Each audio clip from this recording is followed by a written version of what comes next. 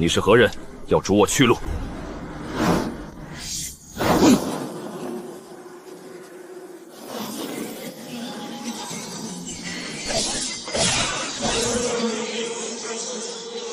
无伤剑，剑无伤。剑不错，但你不该来北阳。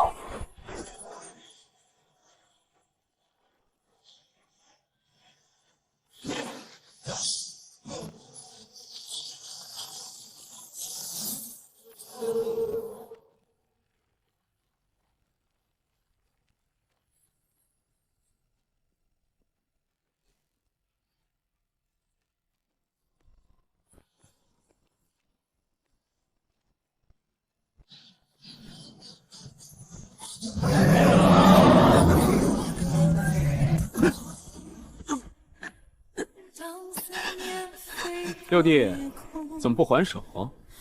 当年你不是皇室百年一遇的武道天才吗？如今连顾一拳都接不住了。什么天才？不过是红衣暗余孽，母族满门获罪，他能活着已是父皇开恩。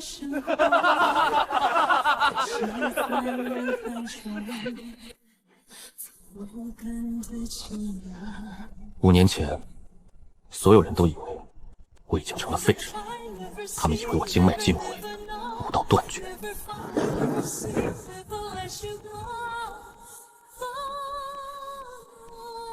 母妃，外母他们不会谋逆，孩儿去求父皇，孩儿去查清楚。景南，这宫里不是有理便能活，也是真相太轻，权势太重。吃下它。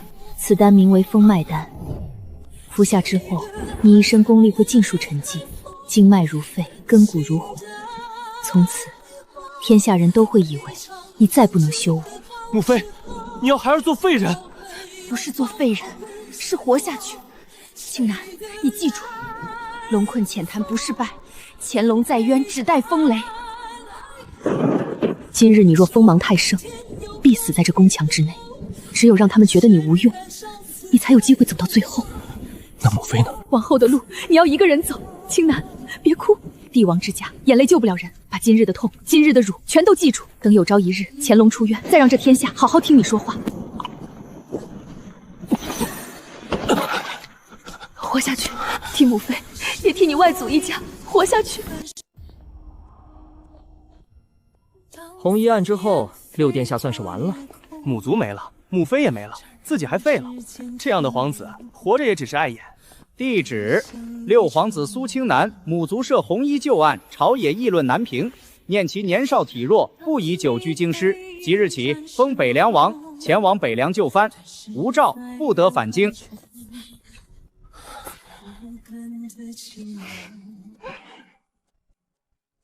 青南，你可有怨？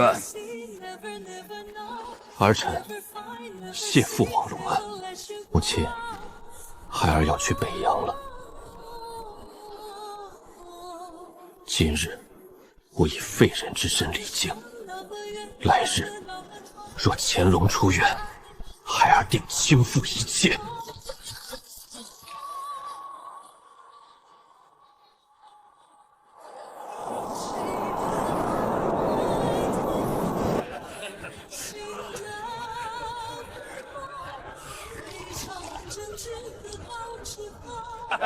所以说，龙生九子，还各有所好呢。堂堂大前六皇子，陛下嫡亲的血脉，混到被一脚踹到这鸟不拉屎的北凉，封了个听着威风，实则屁用无有的北凉王，这跟流放有啥区别？兄台只知其一，不知其二。听闻这位六皇子现在该叫北凉王了。年幼时也曾聪慧，颇得陛下欢心。可惜呀，外祖家牵扯进16年前那场红衣案，满门倾覆。他自己嘛，据说练功急于求成，走了岔子，伤了根基，从此武道无望。一个母族有罪，自身又成废人的皇子，留在京城岂不是碍眼？打发到这北凉苦寒之地，眼不见为净罢了。可不是嘛！我还听说，这位王爷到了北凉，整日就是闭门不出，要么就是带着他那几个歪瓜裂枣的仆菜，在城里闲逛，买些不值钱的破烂玩意儿把玩，半点正事不干。北凉匪患成灾，边关不宁，他可曾管过？我看啊，陛下让他来北凉，就是让他自生自灭的。可怜他那指腹为婚的未婚妻喽，听说还是中州什么大门派的仙子般人物，这婚约怕是悬喽。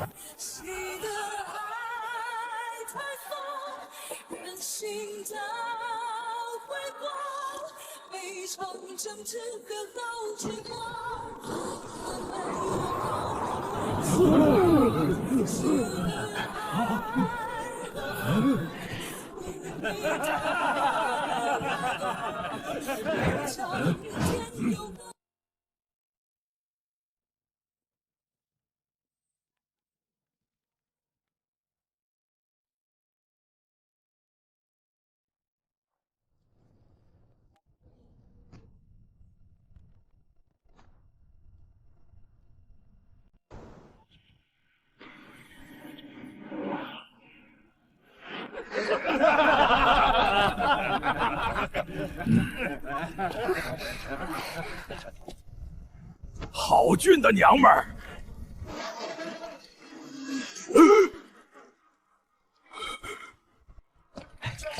贵客光临，快请进，快请进。这天杀的鬼天气，楼上还有雅间，清静。不必。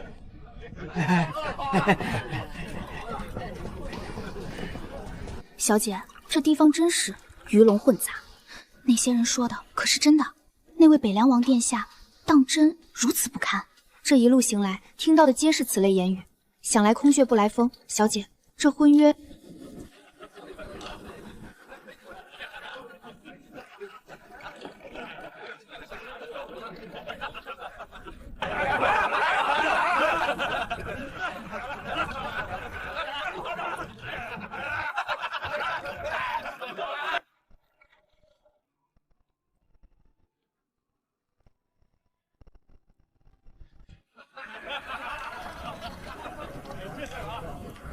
这人的气度与喧闹的客栈外面的风雪，与一切都格格不入。他像是一个误入此间的旁观者。北凉王算个球，不过是个失势的废物皇子。真正让老子心惊的是另一件事。凉州无伤剑，剑无伤，诸位可都听过？剑圣之名，谁人不知？那位10年前便已踏入不败天境，一柄秋水剑败尽天下高手，实实在在的剑道魁首。哼！什么狗屁剑圣！今日白天，有人在凉州与北凉交界的老鹰圈发现了他的尸体。什么？不可能！剑圣死了！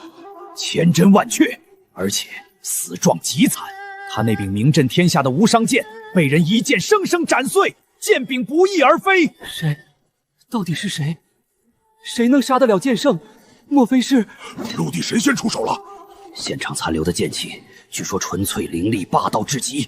却并非已知任何一位陆地神仙的路数。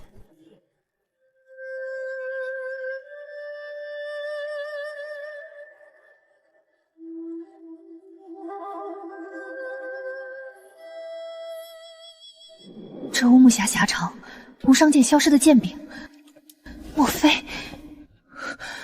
不可能！我在想什么？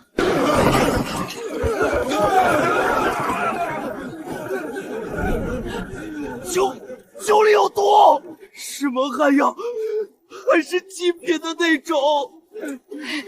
掌柜的，当思念飞过夜空，我曾停留，你的心一场梦。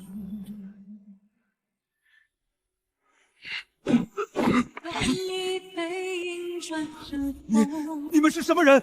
为何下毒？这药力是千机软筋散，你们不是普通黑店。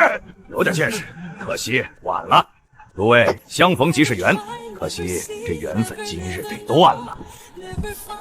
自我介绍一下，北秦镇武司胡图鲁九品大宗师。北秦？他们是北秦的细作。中国武道争霸在即，杀了你们这些南前的江湖人行商，尤其是还有青云宗的高足，想必能给大钱添点堵，灭几分威风吧。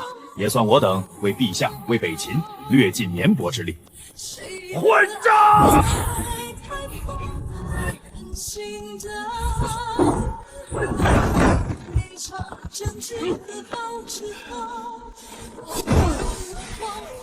小姐，老奴拼死拖住他们，您速退。这些人是北秦精锐死士，不可力敌。青云宗的仙子果然名不虚传。放心，吴某会给你一个痛快，尽量不伤了你如花似玉的脸蛋儿。毕竟我北秦的勇士也惜花。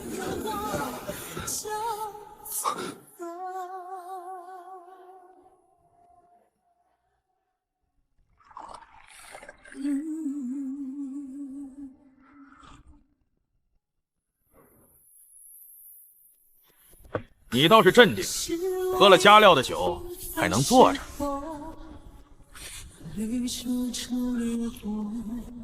队长，跟着装神弄鬼的人废什么话？看他穿的最是富贵，说不定是条大鱼，先拿他开刀祭旗。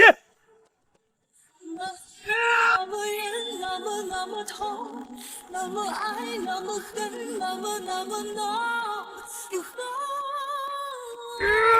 怎么动不了？安静。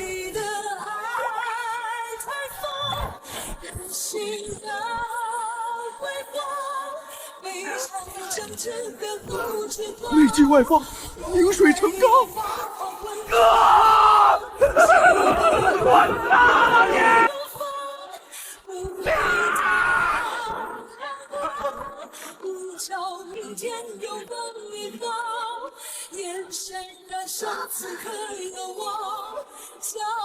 阁下究竟是谁？我镇武司副司属马上就到，那可是入道玄境的人物。阁下若是能留下这个匣子，我可做主放你骑去，如何？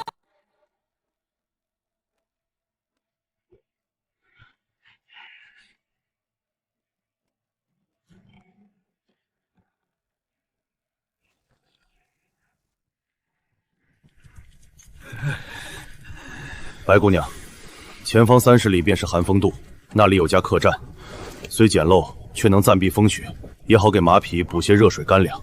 您看是否稍作修整？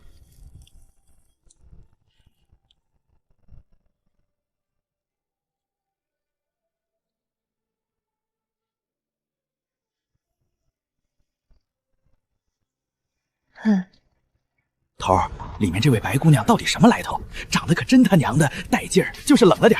这一路南下，兄弟们冻成冰坨子，她倒好，在里面暖暖和和。闭嘴！是不该问的别问。管好你直接派下来的，此次潜入大前，一切行动都听他调度，包括我。连秦副司您这等大高手都要听这位白姑娘号令？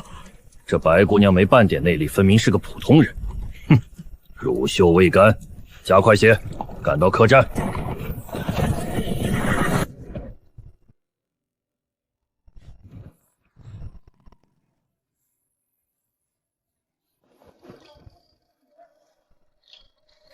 乳臭未干，本姑娘堂堂陆地神仙境，这个姓秦的果然和她的名字一样蠢。哼！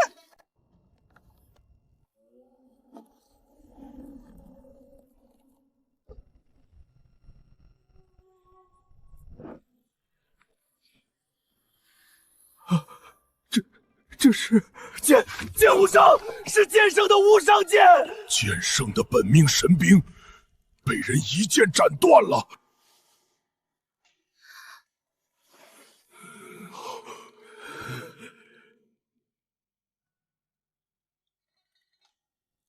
一剑斩碎无伤剑，抹杀不败天境剑圣的人，就是眼前这个戴面具的人。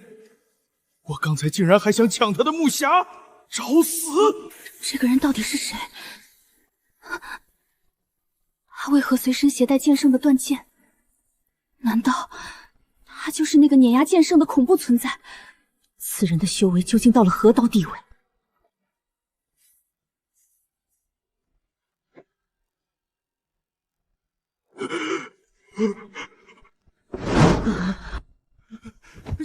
前辈，晚辈有眼不识泰山，冒犯前辈虎威，晚辈这就滚，立刻滚，绝不敢再污了前辈的眼。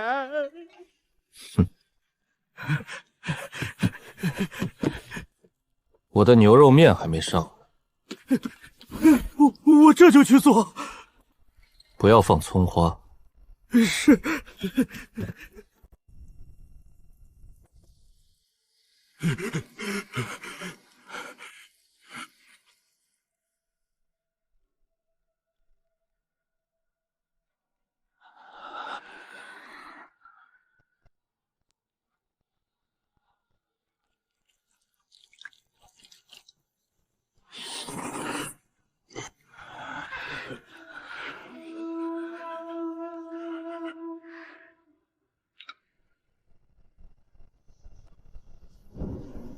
饱了。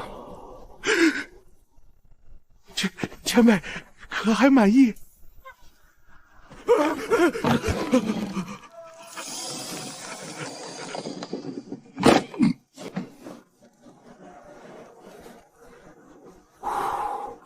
太好了，这煞星终于要走了。这股气场，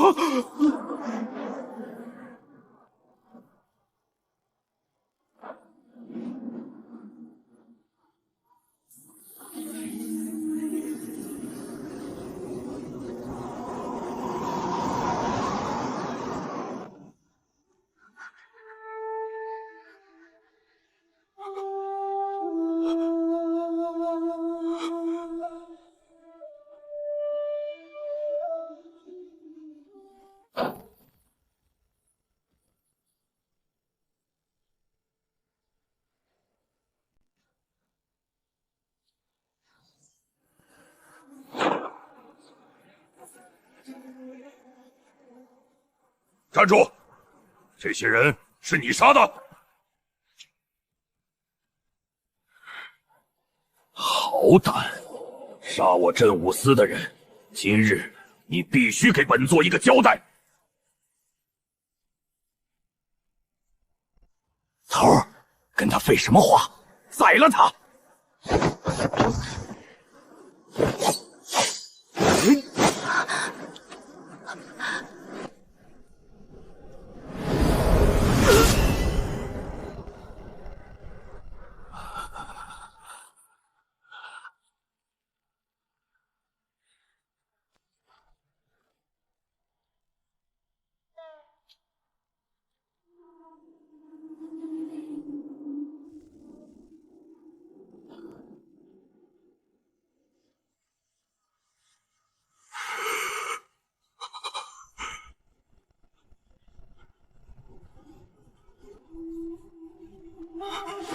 走！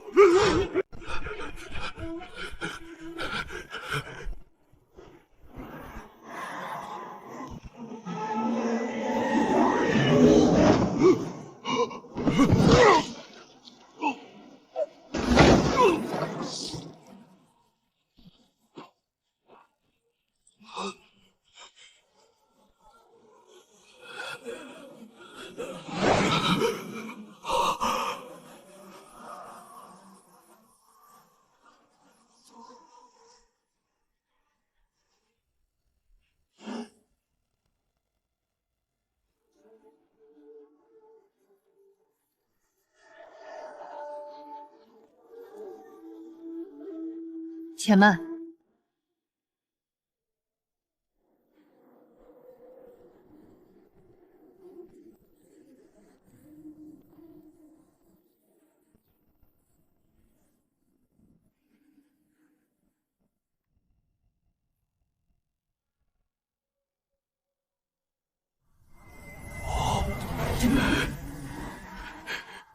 这白姑娘一点修为没有，今天是完蛋了。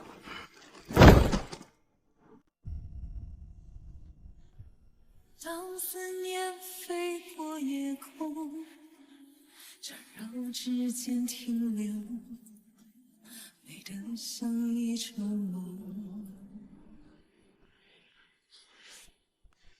你要救他。背影转身后，对视在人海中。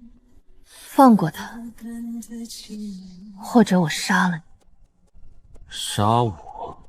Never try, never see, never, never know, never find, never see, never let you go.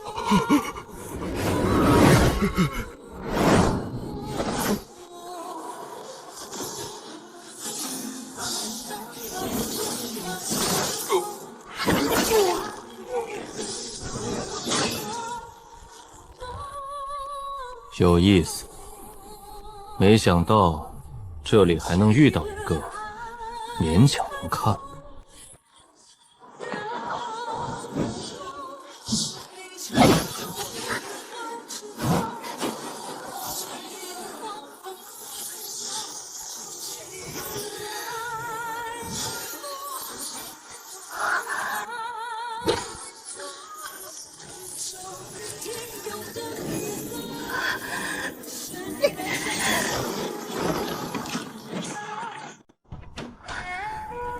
一剑御凡，一搏破晓，这已是近乎于神仙的境界了。陆地神仙，2个陆地神仙，这怎么可能？这可是传说中破虚飞升的存在。这等传说中的人物，为何会出现在北凉苦寒之地？我究竟卷入了什么可怕的漩涡？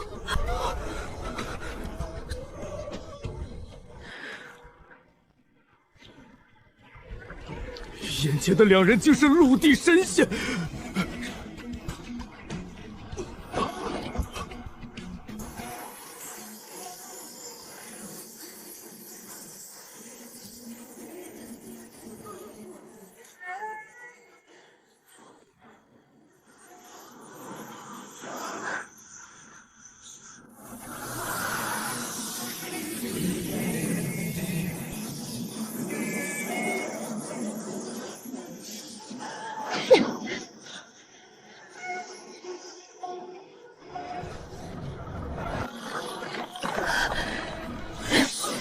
玄冰斩破！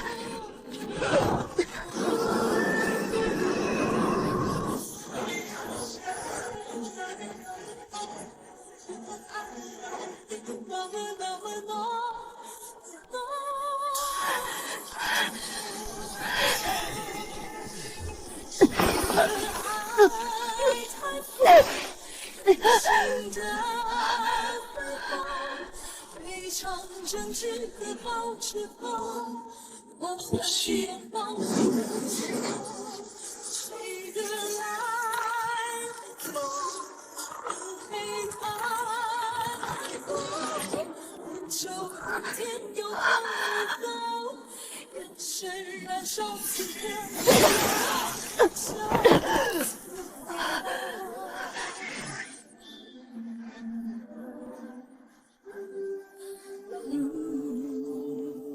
寒冰道韵纯净剔透，已近乎本源。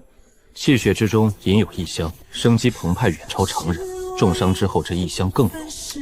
难怪年纪轻轻便能踏足此境，原来是传说中的迷妖。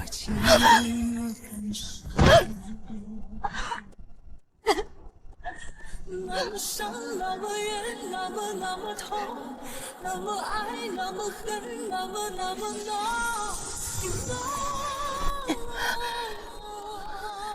完了，翻车啦！此人怎么一点不怜香惜玉？他怎么知道我是迷妖？难道要被带走当血库了吗？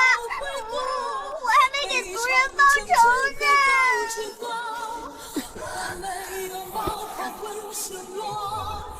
现在你落在我手里，你说你也不想自己迷妖的身份被暴露出去吗？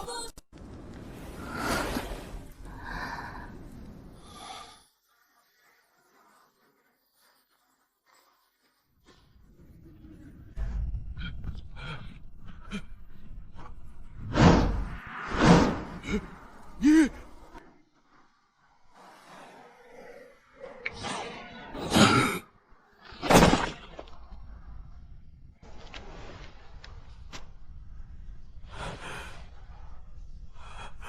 要么驾车，要么跟他一样。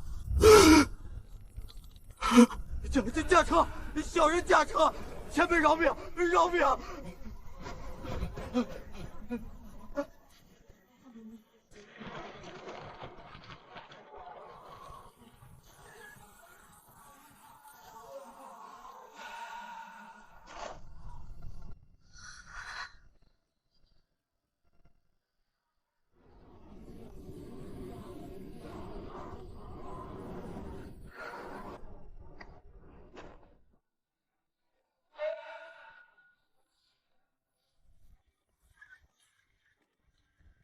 走。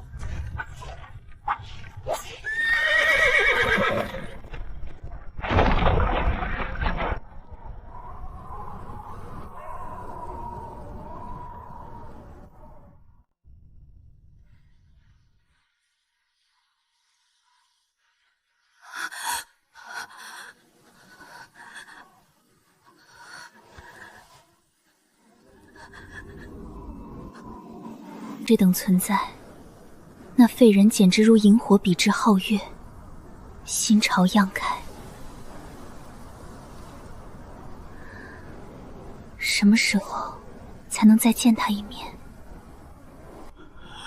小姐，此地不宜久留，我们还需尽快前往北凉城。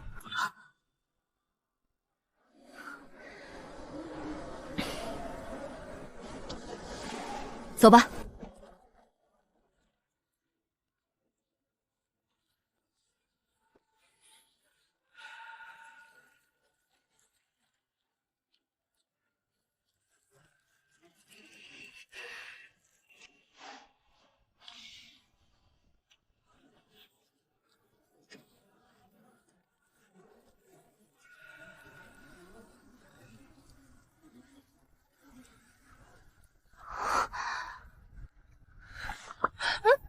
长这么帅，天天戴个面具，那么爱装。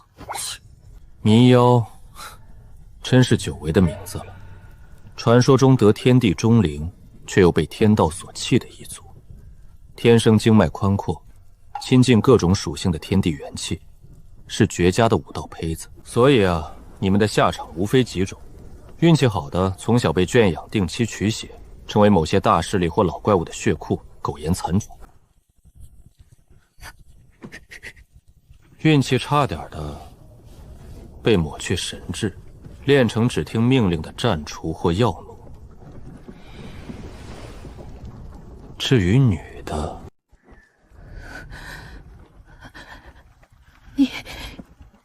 你到底是谁？为何知道这些？我知道的远比你想象的要多。比如，你们这一族并非天生地养，而是上古某个触碰了禁忌的宗门，以秘法融合异兽与人类血脉弄出来的失败品。再比如，你们血脉中的异香并非无法掩盖，需要一种生长在极阴寒潭深处的明犀草，配合特殊功法才能彻底消去。看你的样子，显然是没用过，或者没机会用。真爱装，还闭着眼说话，所以他怎么什么都知道啊？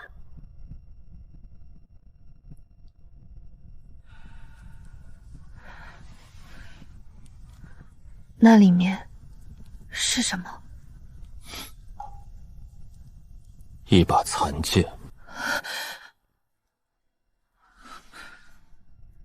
凉州剑无伤的佩剑。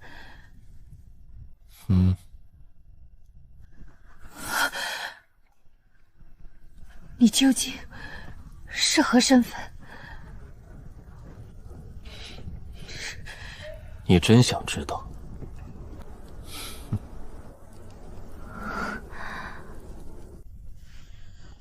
我姓苏，名青南，大前皇帝第6子，受封北凉王。北凉王，大前六皇子苏青南？不可能！传闻中，六皇子因外祖家获罪被发配，练功走火入魔，导致根基尽毁，是个终日闭门不出的废人。你怎么可能是苏青南？你说的那个废人，就是我。为什么不可能？就因为那些江湖上人人皆知的传闻，传闻说我练功走火成了废人。可我若真是废人，方才那柄血枪是谁拧的？木匣里剑无伤的剑，又是谁拿的？传闻说我懦弱无能，闭门不出。可我若真不出门，这北凉的风雪，边关的匪患，城中的百姓，又该由谁来管？虽然我也没怎么管。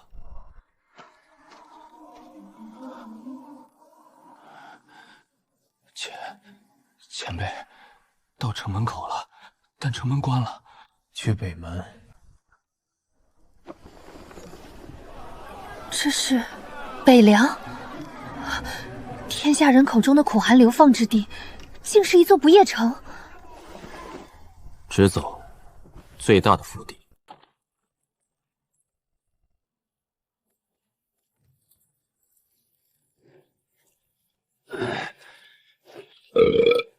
谁呀？这大半夜的，原来是殿下。他看起来腐朽不堪，可我能感觉到，他体内藏着足以斩断光阴的绝世锋芒。你这北凉王府到底藏了多少怪物？王爷，您可算回来了！这大半夜的风雪把我们担心死了。王爷，您可回来了？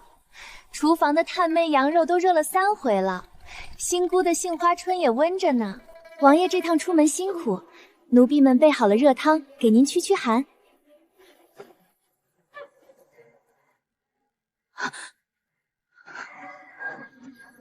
虎口生茧，万稳如山。大前六皇子的贴身丫鬟，竟是隐藏的高手。这位姑娘说笑了，在王府，奴婢们只是伺候王爷端茶倒水的粗人罢了。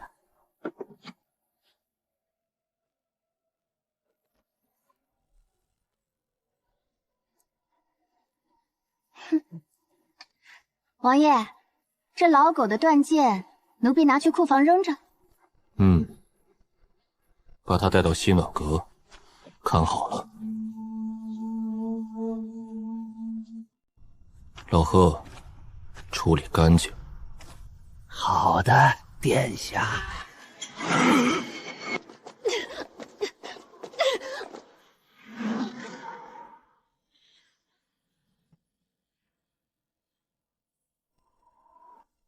挑锤不兴波，扫地何吐纳。苏青南，你这北凉王府，连个扫地的杂役都是9品大宗师。北地鲜寒，下人们总得练点防身之故，免得被他风雪吹跑了。姑娘，喝口热茶暖暖身子。王爷吩咐了，这西暖阁最是清静，您好生歇着。房顶一个，窗外一个，门外一个，3道绝顶高手的契机锁死这座暖阁。你们王爷真是看得起我。姑娘真是冰雪聪明，那您歇着，我先告退。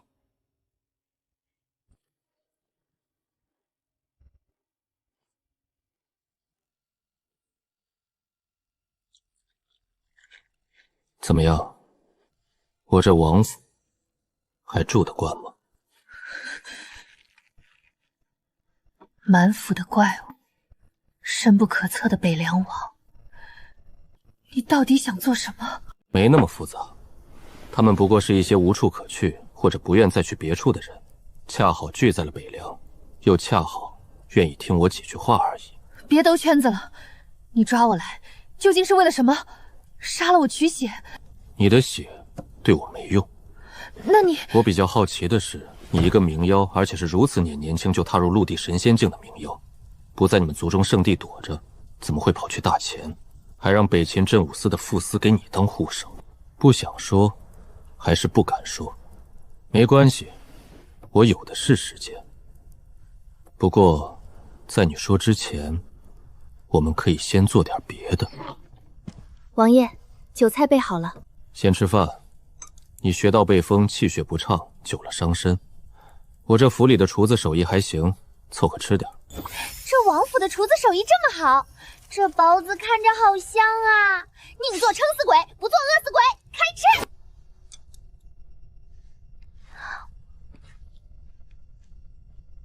饭也吃了，现在可以聊聊了吗？白姑娘，或者说，我该叫你白离。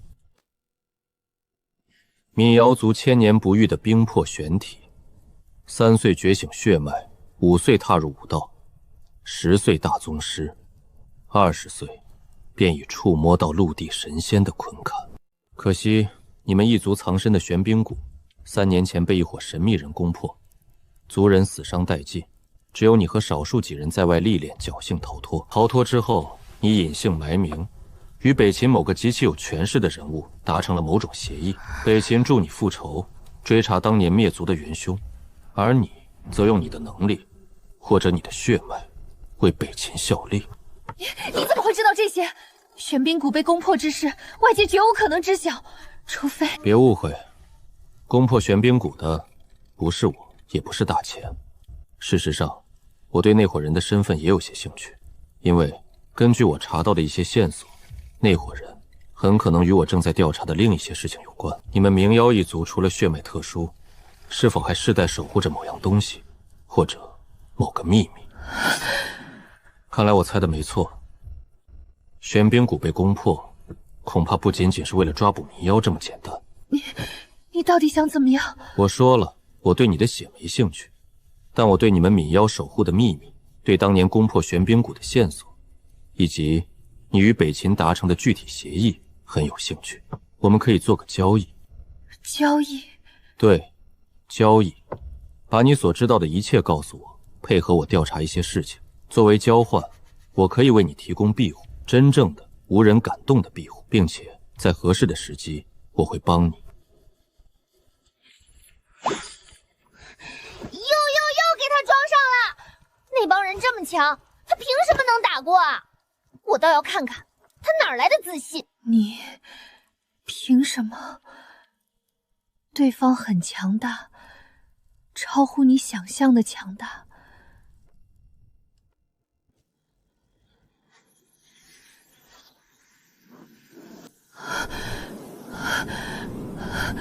现在，你觉得我凭什么？好，我答应。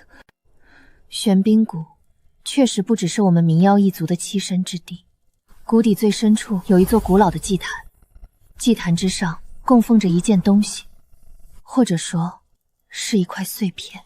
碎片？族中最古老的记载不详，只说那是仙嘴传下的圣物，与民妖一族的起源有关，必须世代守护，绝不容有失。它具体是什么，有什么用处，连族长也不完全清楚，只知道它与其他几种本源力量有关。所以，攻破玄冰谷的人，首要目标是那块黑色碎片。这也是我后来才想明白的。当时袭击来得太快太突然，对方显然对玄冰谷的防御了如指掌，避开了所有明哨暗卡。他们人数不多，但每一个都强得可怕。等我接到消息赶回去时，看到的只有满地族人的尸体。后来呢？你怎么确定与北秦有关？又为何选择与北秦合作？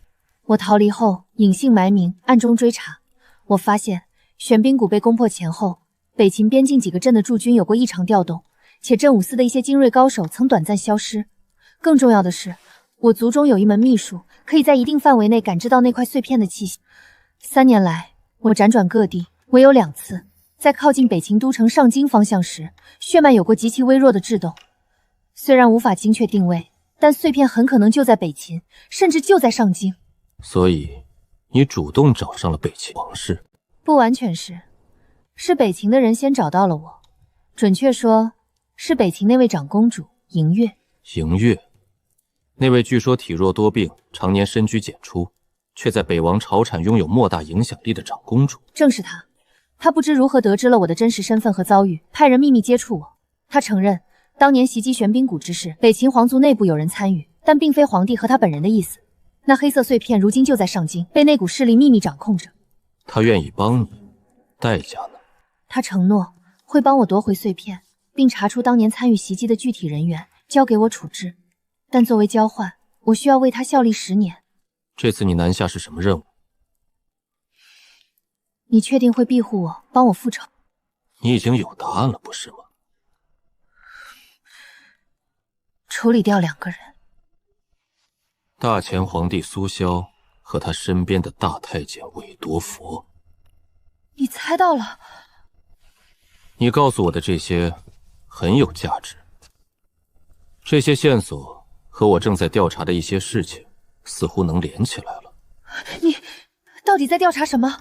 又为何会对米妖和那块碎片如此了解？以后你会知道的。禽兽死在这里，你落入我手，无论真相如何，在北秦那边看来，你都已是背叛。莹月或许会保你，但那股夺取碎片的势力绝不会放过你。所以，你给我的庇护依然有效。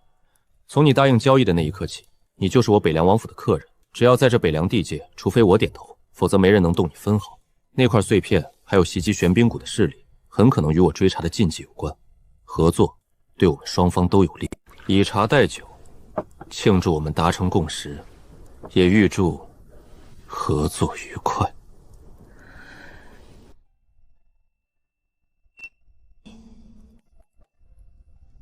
进来。王爷，何事？王爷，柳家那边的人递来的拜帖，青云宗圣女柳思雨明日辰时将正式登门拜会王爷，了结旧约。他倒是来得快。寒风渡一战，恐怕已经引起了一些有心人的注意。另外，京城那边好像也有几道目光投了过来，该来的总会来。既然都这么好奇，那就让他们看吧，看看我这北凉到底是流放废人的苦寒之地，还是能埋葬一切野心与算计的龙兴之所。属下明白。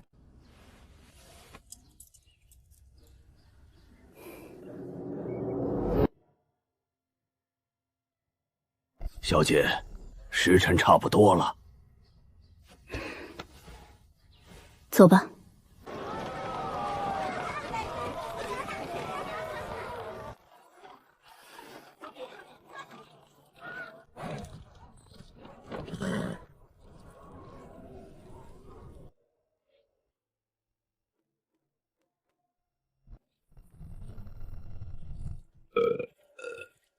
找谁啊？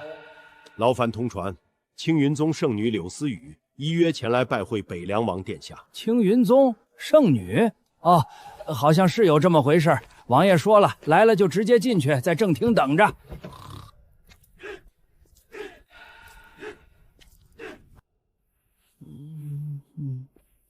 老人家，圣女已至，可否通报王爷一声？王爷还没起呢，你们先坐，先坐。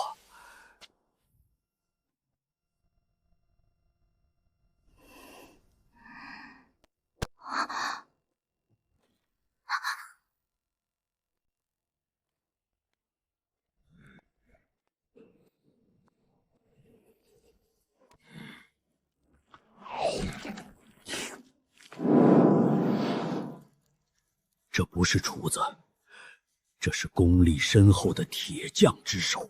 老赵，今天的包子是不是又偷工减料了？肉馅剁得不够碎。放屁！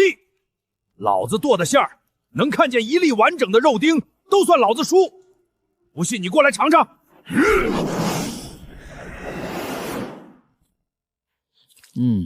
火候是到了，但这花椒还是放多了点儿，抢了肉香。这北凉王府处处透着诡异。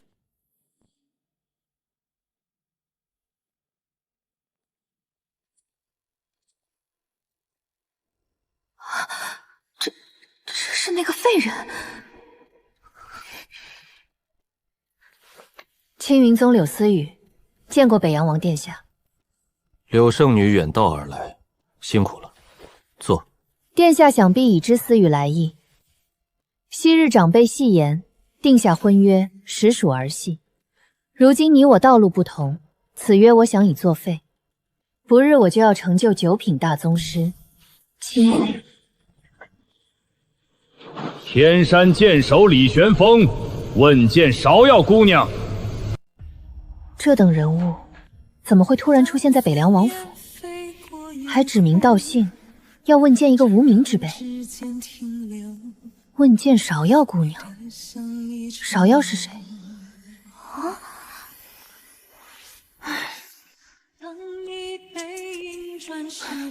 烦死了！侍候殿下吃饭的活又被抢。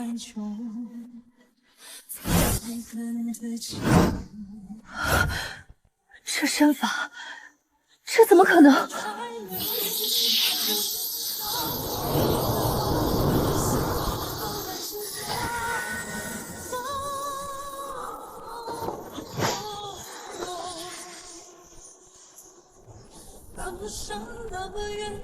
芍药姑娘，李某苦修20载，寒疾剑意终有所悟。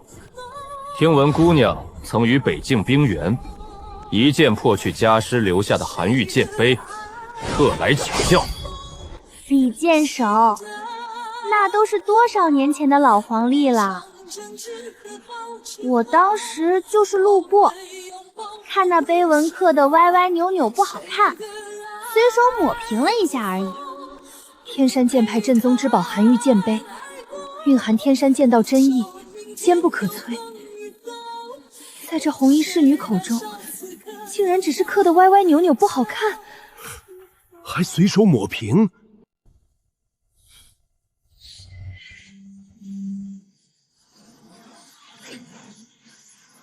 既如此，便请姑娘再借李某此剑。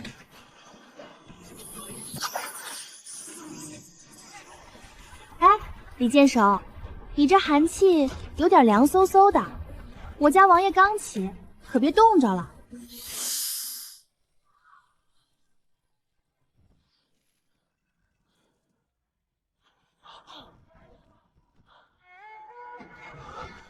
怎么会如此？力达金刚地境。好，李某今日便以手中之剑亮一亮金刚地境的深浅。天山九剑，寒星坠。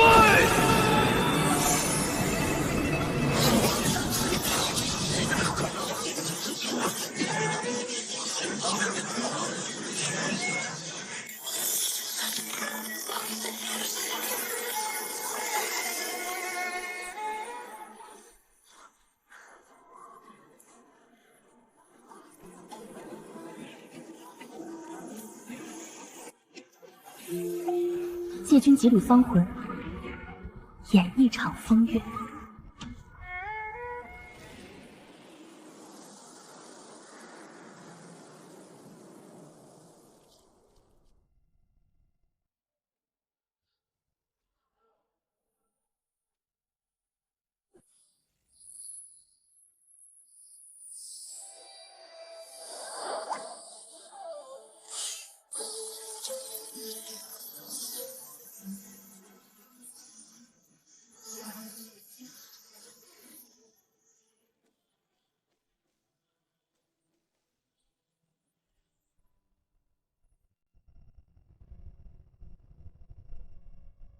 吴老鬼，你这徒弟剑意倒是越发纯粹了。这寒星坠使得有模有样，可惜火候还差了点。那女娃娃用的是异剑，不对，更像是佛门的心印化物，好生古怪。年纪轻轻，竟有如此境界，何止是境界？你看那府里其他人的反应，你那宝贝徒弟打生打死，人家该吃饭吃饭，压根没当回事儿。这说明什么？说明这种场面在人家北凉王府怕是司空见惯。哼，我那徒儿尚未尽全力，胜负犹未可知。哦，那我们打个赌如何？我赌你那徒弟撑不过一炷香，输了的人把那坛百年醉仙酿拿出来，如何？你倒是打得好算盘，那坛酒我存了30年，赌就赌，我赌玄风至少能与那女娃战成平手。哈哈，一言为定。看吧，你那徒弟要出绝招了。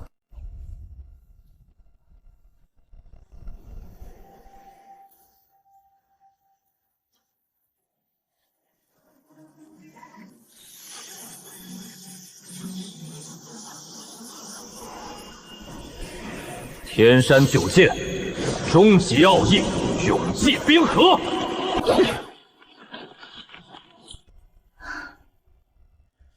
终究是繁花，承载不住太多意。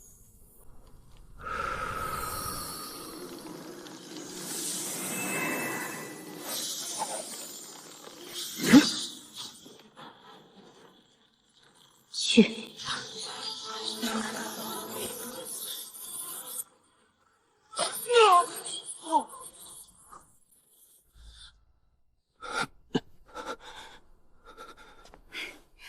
北凉王府规矩，上门问见者，拜，则需在王府待上1年，以劳役抵偿冒犯之过。还有这庭院维修费、花草损失费、惊扰王爷用膳的精神损失费，零零总总，呈会1万两白银。李监守，是现银还是银票？你们这是抢劫！抢劫？抢劫哪有这个来钱快？哈哈哈哈哈！吴老鬼，看见没？一炷香都不到，你那坛百年醉仙酿是我的了，快拿来！好一个北凉王府，好一个金刚地境，欺人太甚！老夫倒要看看你这王府的门槛儿到底有多高！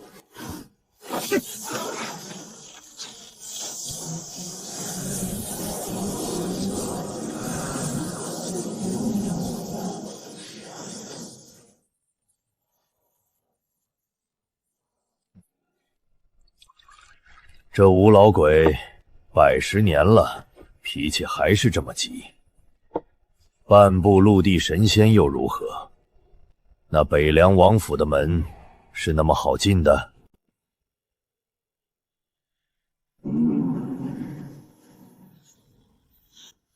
这等漠然姿态，简直狂妄！老夫倒要看看你有何倚仗！谁呀？大早上的，还让不让人睡觉了？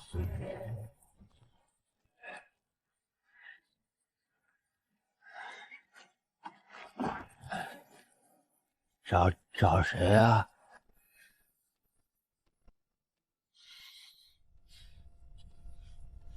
天山伍佰，特来拜访北凉王，了解门下弟子之事，速去通传。扰人清梦，真没规矩。放肆！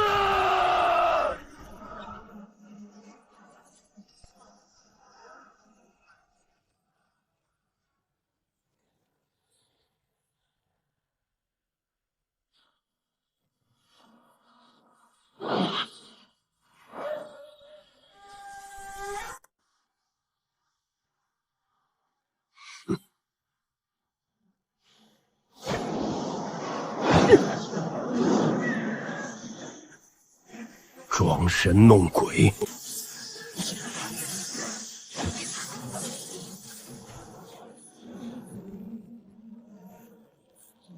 哎呦，差点摔死老子！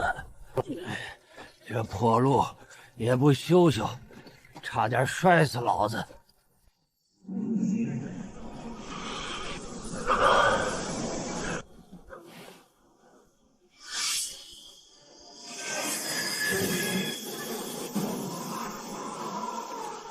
诛心剑，断红尘。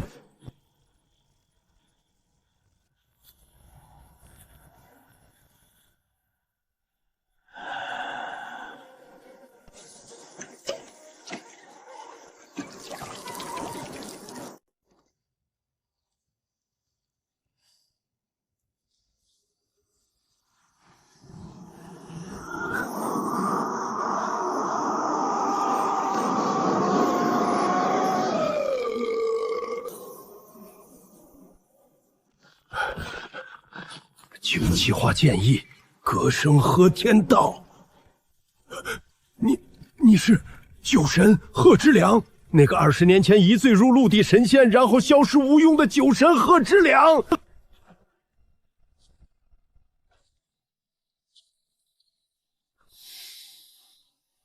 唉，什么酒神不酒神的，老头子我就是个看大门的。不过老头子，我劝你，趁王爷现在心情好像还不错，赶紧带着你那宝贝徒弟，该赔钱赔钱，该干活干活，别在这杵着碍眼。不白小子，你这竹心剑练的是有点模样了，可惜啊，心不静，意不纯，沾了太多红尘俗念，离那真正的神仙门槛还差得远呢。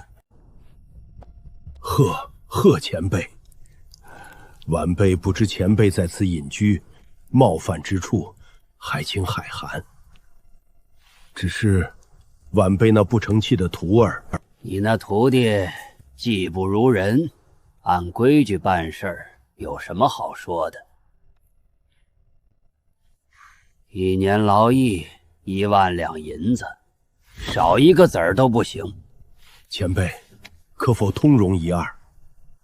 赔偿之事好说，只是这劳役，规矩就是规矩，雷梁王府的规矩，王爷定的，想改问王爷去。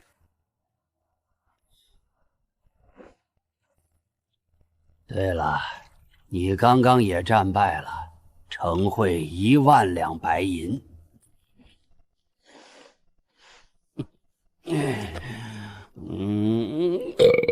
这就对了嘛，识时务者为俊杰。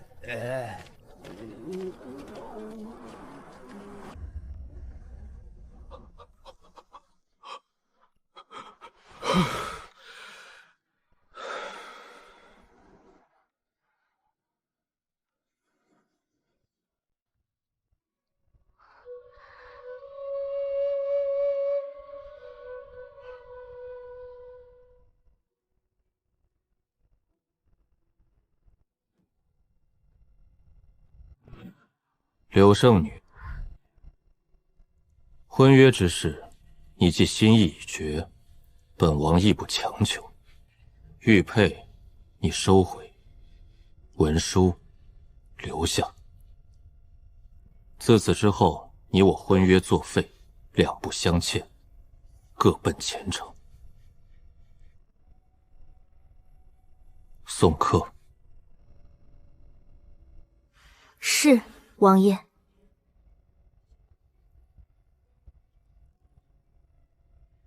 柳生女，请。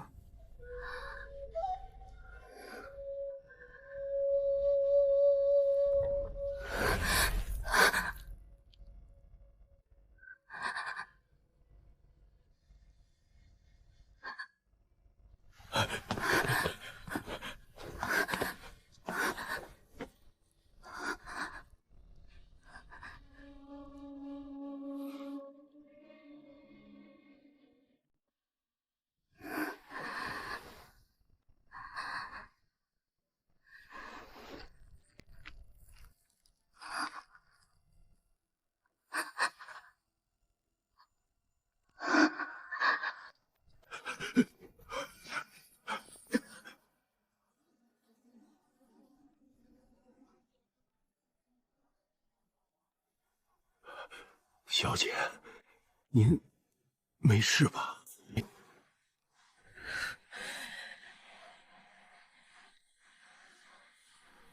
我没错，退婚是对的，必须退。他终究只是个被皇帝厌弃、流放北凉的皇子，被困在这宫寒之地。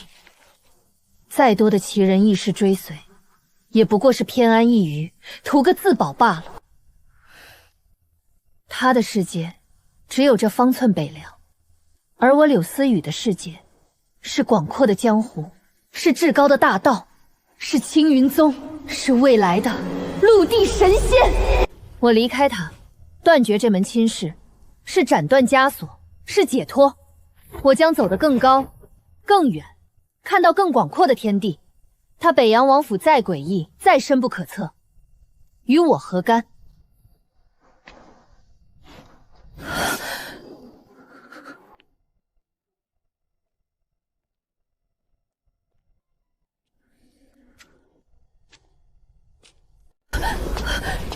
怎么会？这不可能！面具人带走了白姑娘，她现在却出现在王府里。难道说，她就是？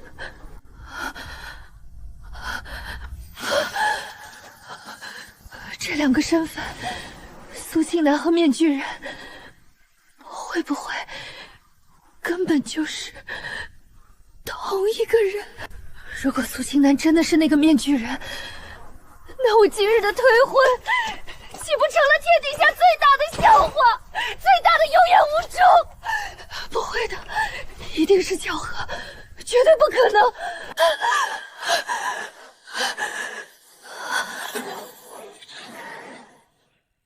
北地散人王恒特来拜会北凉王殿下，恳请一见。北地散人王恒久慕王爷风采，特来拜会，冒昧叨扰，还请王爷恕罪。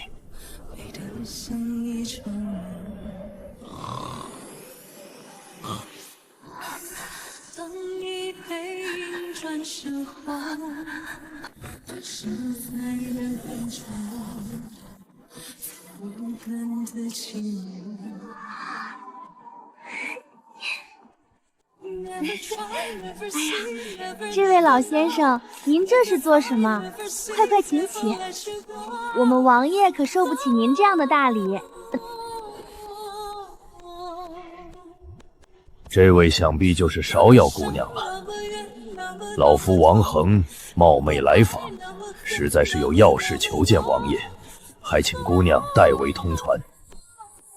王老先生是吧？王爷刚用完早膳，这会儿正歇着呢。你有什么事儿可以先跟我说说，要是无关紧要的小事，就别打扰王爷清静了。老夫前来是为凉州剑圣剑无伤之事。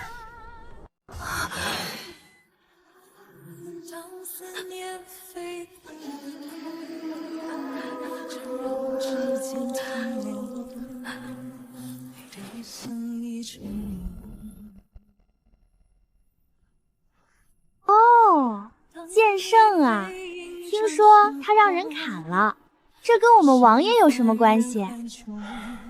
老夫无意追究过往，只是剑无伤与老夫曾有数面之缘，如今他身死道消，老夫听闻一些风声，斗胆前来，只想求允老夫带回故友残剑。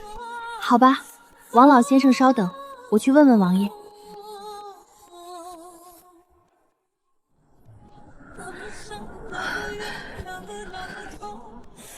如果真的从北凉王府拿出了剑圣残剑，那么面具人一定就是苏青南。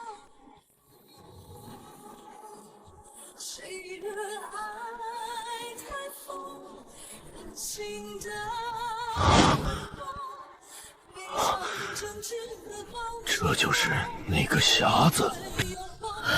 真的是他，昨夜面具人手中的木匣。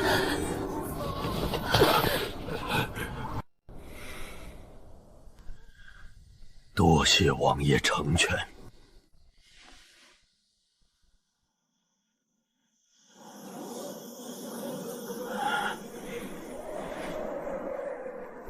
王爷说了，只准你看，不准你带走。这是为何？老夫愿以重宝交换，只为带回故友残剑。王爷若嫌代价不够，尽可开口。这把残剑，王爷不会给任何人，莫说是神兵，便是拿整个天下来换也不行。王爷说了，你若真想带他入土，今正申时分来一趟大雪原寺。好吧。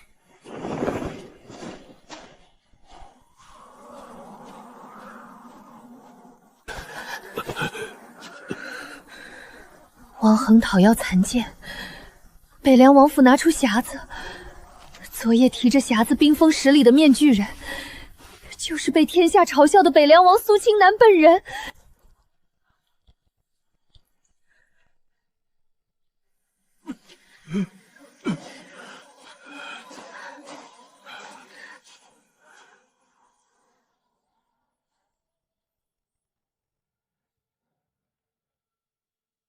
红尘纷扰，皆是过客。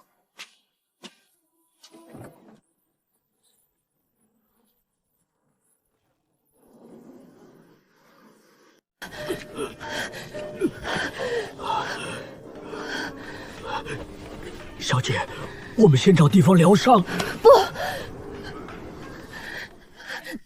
等等，我要看看。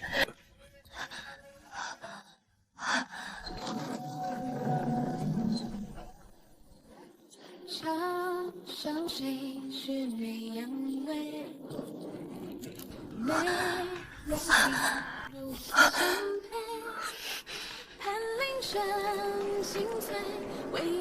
他要带着剑圣的遗物去哪儿？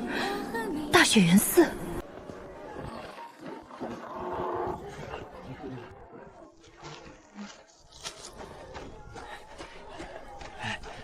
王爷，刚出炉的，您尝尝，驱寒。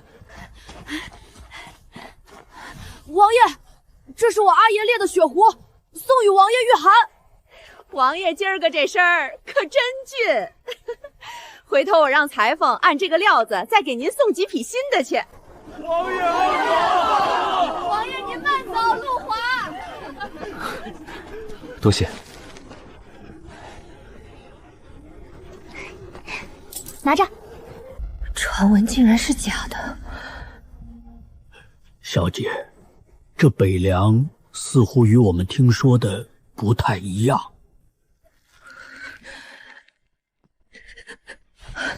跟上去。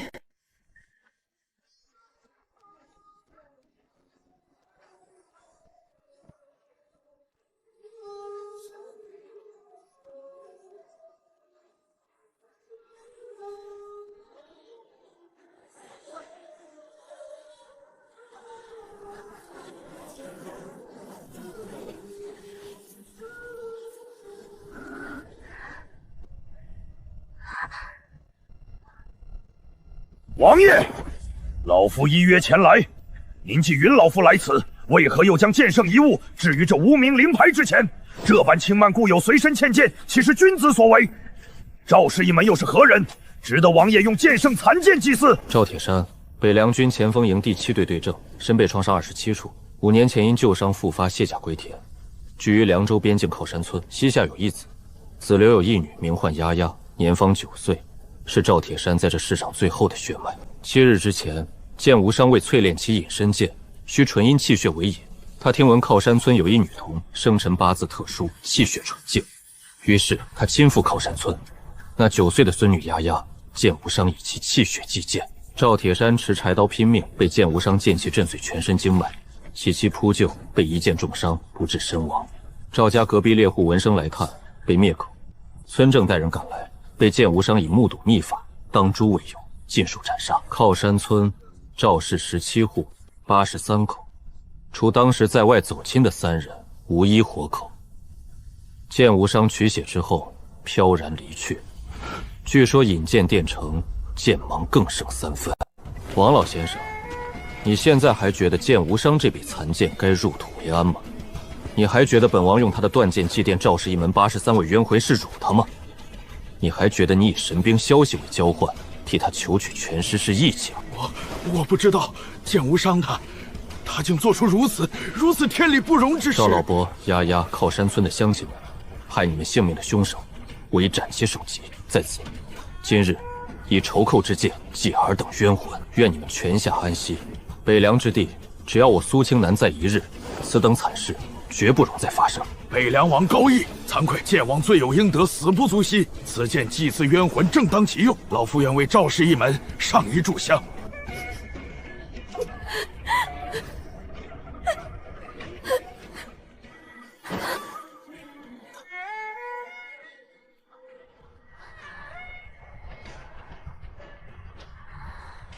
你就算高义，但你隐藏了这么久，此番只要有心之人查证，就会知道是你做的。大前那些人知道你的实力后，定然不会放过你。为了那些平民，让自己置于危险，值得。他们不是民，是人。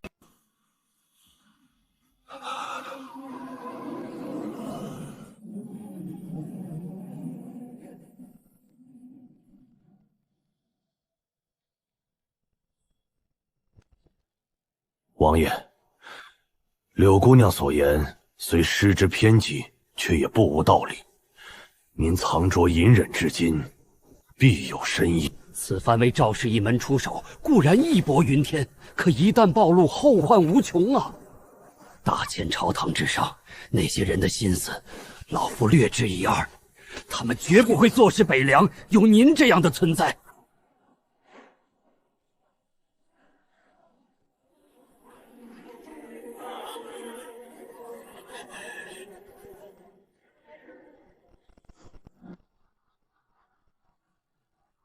他们不是民，他们是人，是我北凉的子民，是我苏青南立誓要守护的人。若连为他们讨个公道都要瞻前顾后、权衡利弊，那我这一身修为守着这北凉疆地又有何用？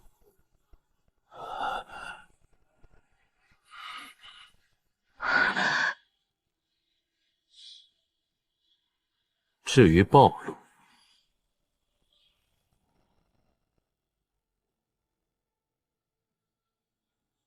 谁告诉你们，本王怕暴露？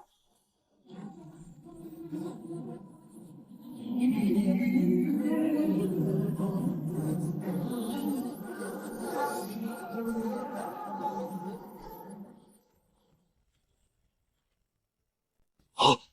这实质般的威压！怎么可能？好可怕的气息！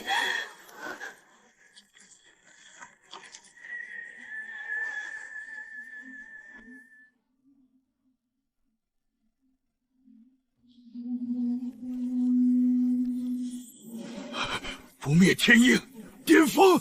这是30年前销营匿迹的佛门苦行尊者。剑意通玄，这是孤河剑叶孤影。他不是16年前挑战剑神失败后心魔缠身，自囚于海外孤岛了吗？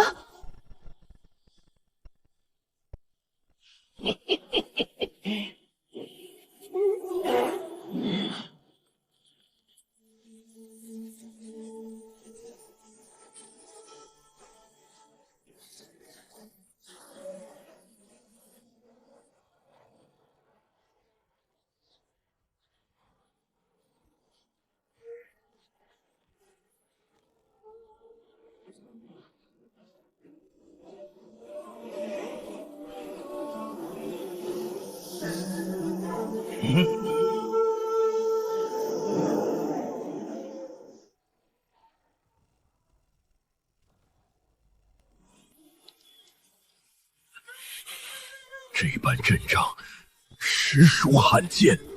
青云宗都没有那么多不败天境强者，这些人为什么会出现在这里？和苏青南倒地是什么关系？无量天尊，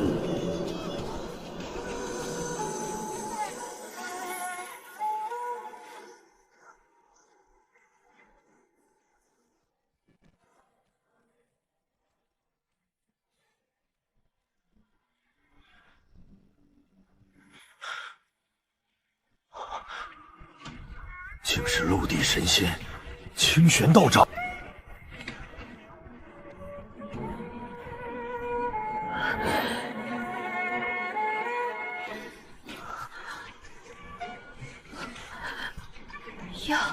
杨先生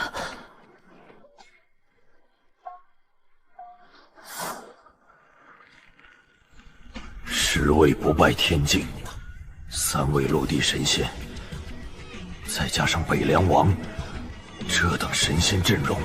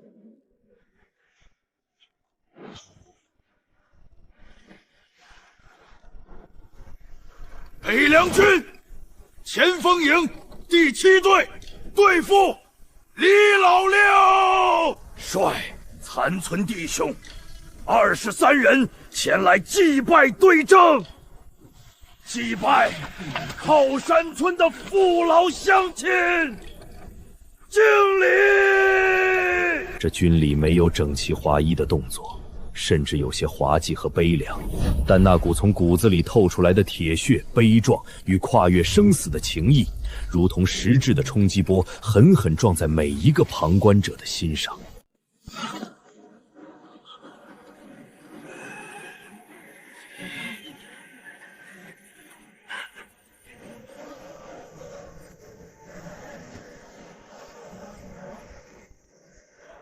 铁山哥、丫丫，还有靠家村的父老乡亲们，凶手王爷给你们报仇了！你们何以良没有忘记你们，我们这些老家伙也终于能闭上一只眼了。李叔，还有各位叔伯，天冷，风雪大，你们不该来的。王爷，我们得来，我们得来看看铁山，看看丫丫，看看乡亲们，我们得替他们给您磕个头。李叔，不可！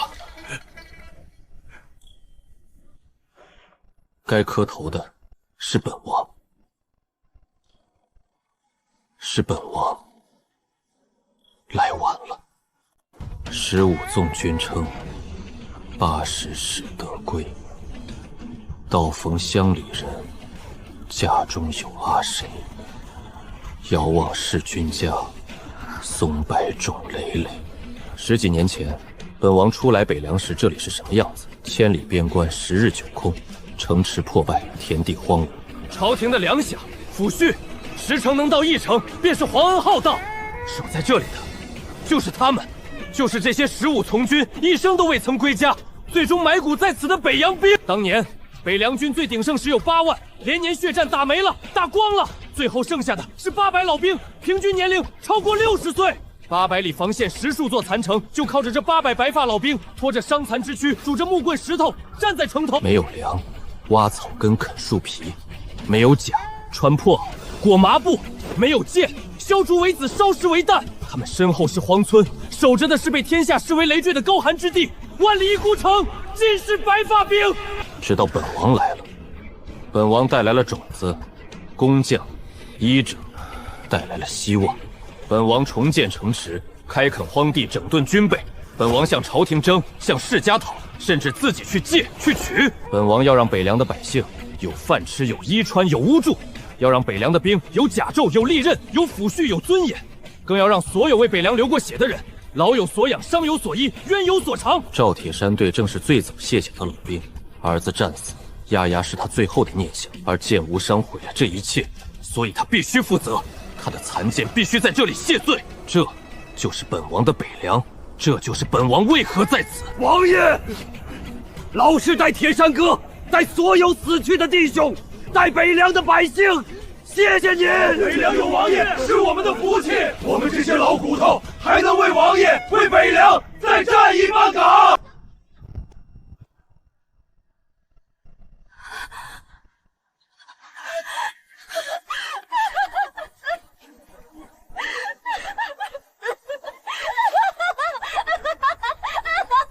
这是烧魂刀，北凉最烈的酒。今天不是敬你，是敬你们北凉军那800个守到死都没退一步的硬骨头，敬赵铁山，敬靠山村那83口没等到今天的冤魂。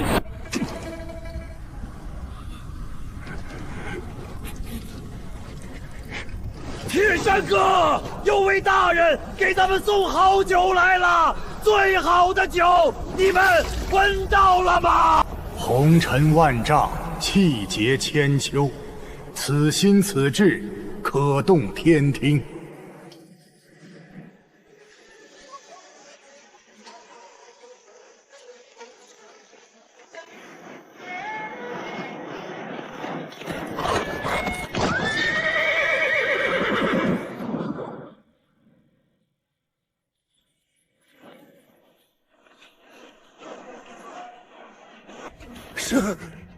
是北凉军旗。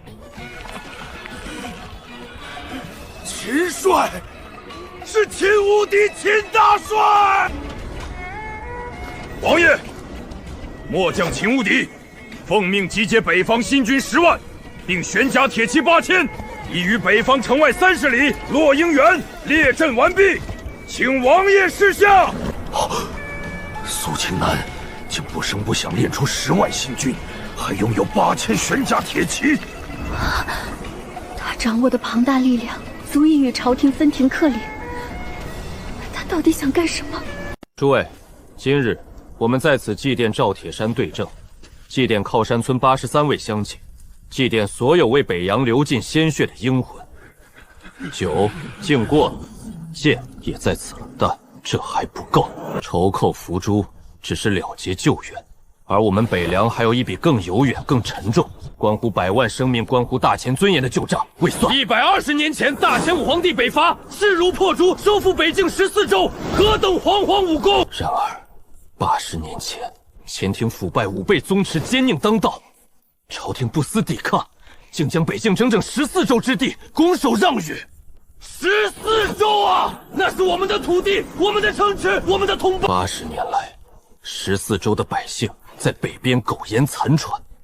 80年来，我北凉将士年年要在这残缺防线上拼死抵挡，多少好儿郎埋骨，至死望着的都是被占据的故土。李老六在。你老家是哪里？回王爷，冀州马兰谷。80年前，我爷爷就是被蛮子赶出来的。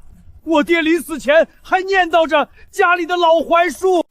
今日在此告慰英灵之后，本王宣布，北凉新军10万，悬甲铁骑8000，即日开拔，目标收复北境14境州。我北凉之兵，凡我大前热血男儿，当以此为目标，战到底，收复14州，光复旧土。驱逐蛮虏，血战到底。王爷威武，北凉之胜。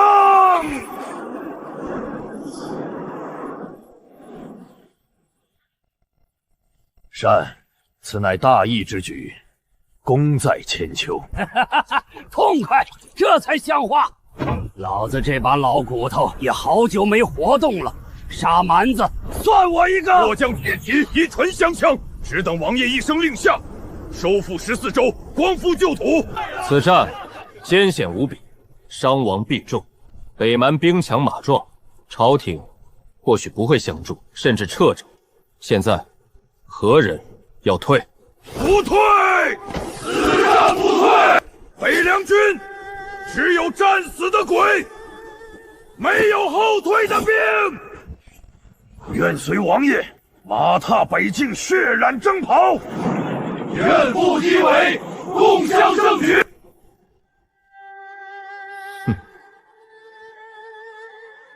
满堂花醉3000客，一剑霜寒14州。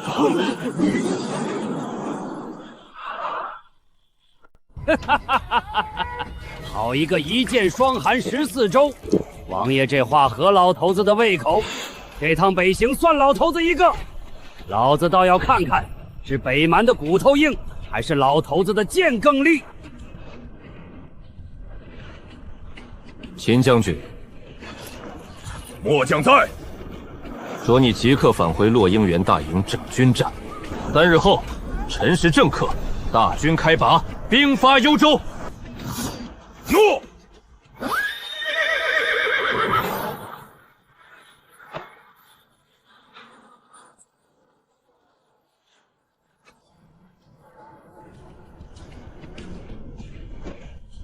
王恒，王爷，你枪术通神，可愿暂入北洋军中，为先锋赤行营教文，监掌破阵锐士。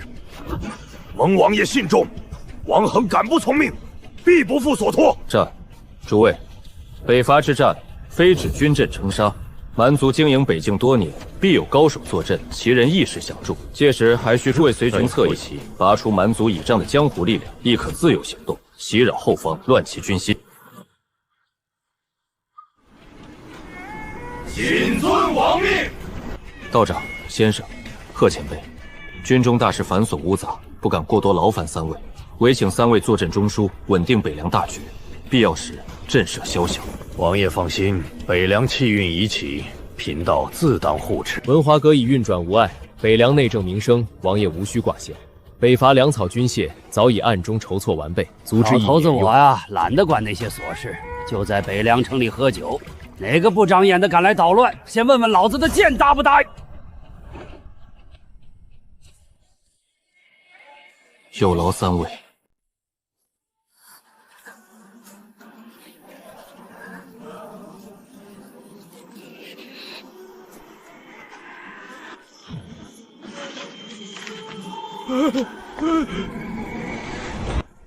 赵对正、丫丫、靠山村的乡亲们，还有所有在北境沦陷中死难的同胞，你们的血不会白流，你们的冤不会永沉。待本王携北凉儿郎踏破贺兰山阙，光复14州故土，此事天地共鉴，风雪为证。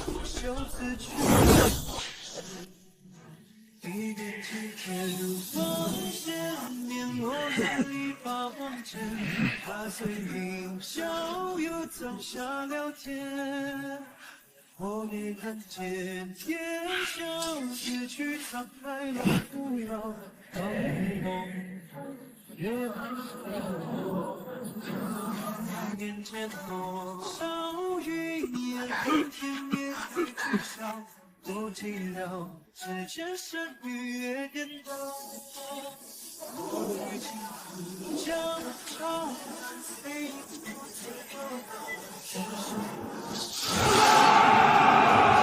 城内万民沸腾，无数青壮在征兵处排起长龙请求投军，妇孺们在街边赶制冬衣，商会一车车粮秣正络绎不绝运往北方，整座城市如同一架苏醒的战争机器。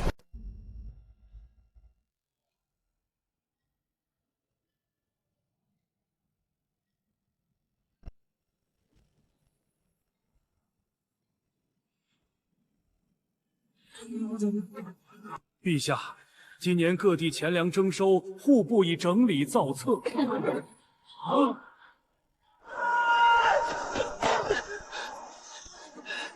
报800里加急，北凉军报！陛下，北凉王苏清南3日前于大雪原寺当中以剑圣残剑祭奠北凉亡魂，并宣告天下，北凉10万新军，8000玄甲铁骑，已誓师北伐。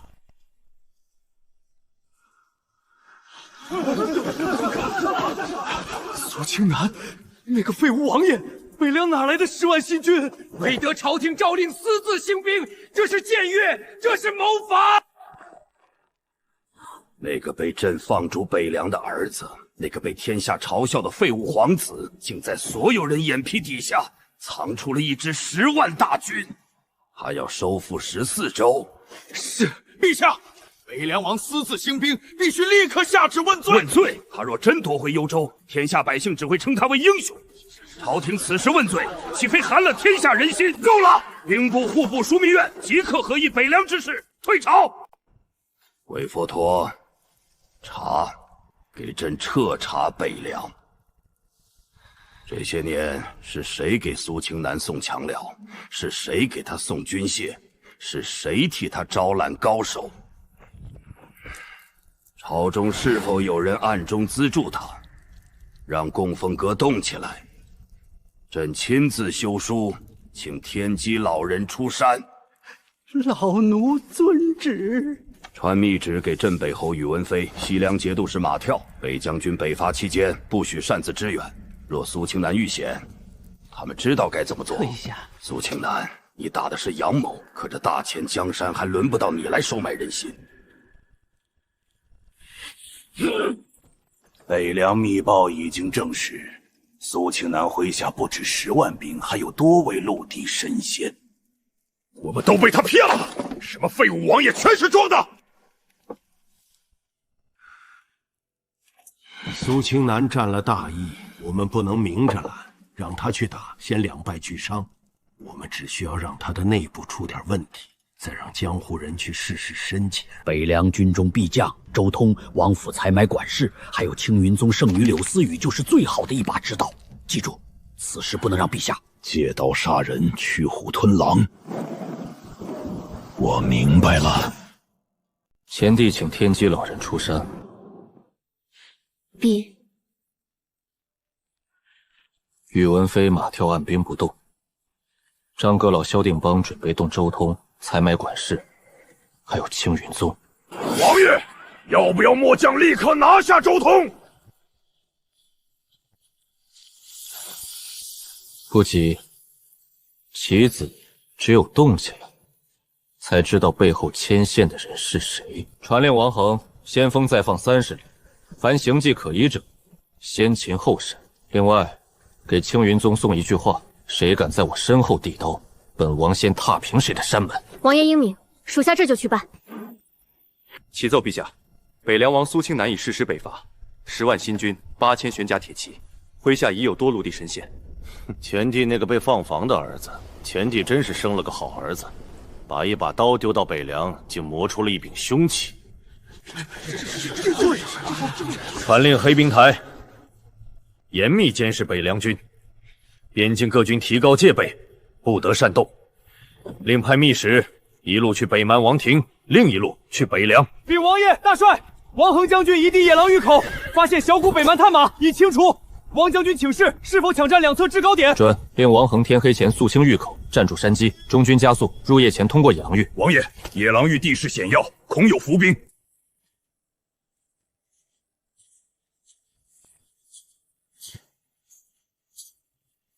留下2队人马占据制高点，其余人随我继续向前10里。大王，北凉先锋已过野狼谷，主力最迟明日兵临城下。苏清南不是废物王爷吗？北凉哪来的10万大军？废物，能战剑圣、暗恋10万兵的会是废物？前国人最蠢的地方，就是喜欢自毁城墙。传令坚壁清野，征发城中青壮上城协防。飞鹰传书王庭，请求增援。大王，派人秘密联络镇北侯和马跳，他们会帮我们。前帝比我们更怕苏清南，只要利益足够，他们就算不帮，也会坐视北凉和我们血拼。苏清南想收复幽州，本王倒要看看他有没有这个命。幽州守军约5万，城中已开始坚壁清野，镇北侯西凉暂未变动，青云宗方向暂无反馈，我军粮草充足，士气高昂。传令全军休整1夜，明日4时饱餐战饭，兵发幽州城下。末将领命。第一战要打出北凉的威风。告诉乌姆罗，也告诉天下人，北境14州，我苏清南来收了。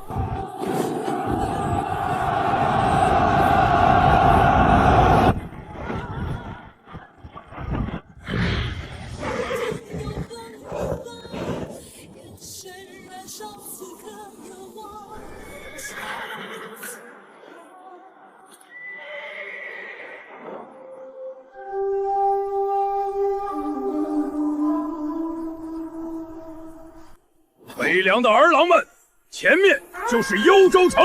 80年前，我们的祖辈在此流血，我们的姐妹在此蒙难，我们的土地在此沦丧。今日随本将夺回它！全军出击！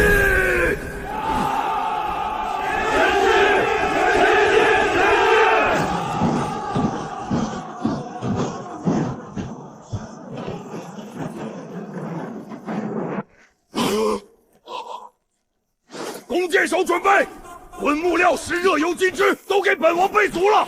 传令各部，没有本王的命令，谁也不许擅自出击，依托坚城，消耗敌军。是。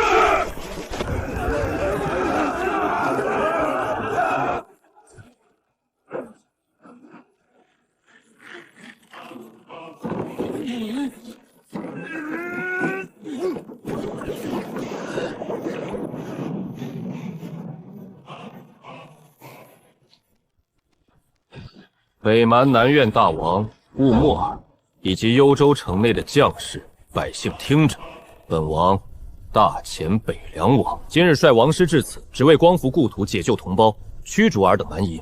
80年前，我大前内乱而夺我城池，然上天有好生之德，本王亦不愿多造杀孽，现给尔等一个机会，开城放下武器者，可免一死；负隅顽抗、助纣为虐者，城破之日，鸡犬不留。黄口小儿，安敢猖狂！我大满铁骑纵横天下之时，你还没出生呢。想要幽州城，有本事就来攻，看是你北凉儿郎的头硬，还是我幽州城墙坚？放箭，给我射死这个狂妄的！举盾！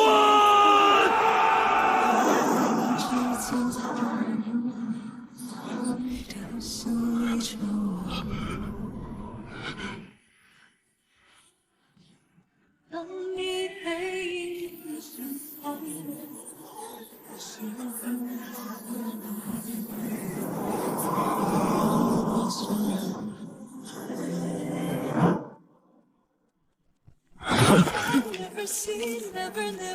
天地之力，他在引动天地之力凝聚兵器，这至少是天境，甚至陆地神仙。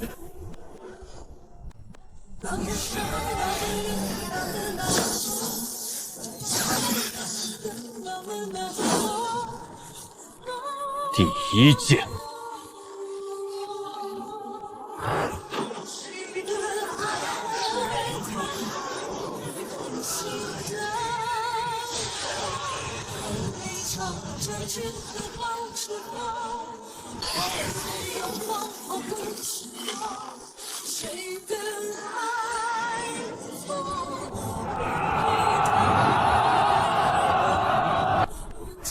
第二剑。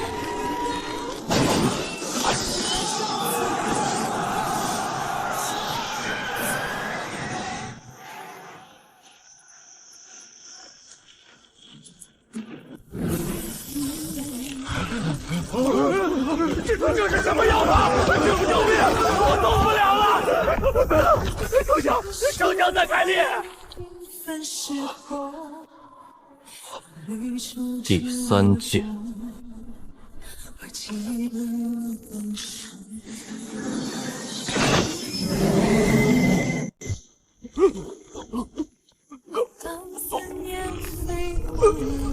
保护大王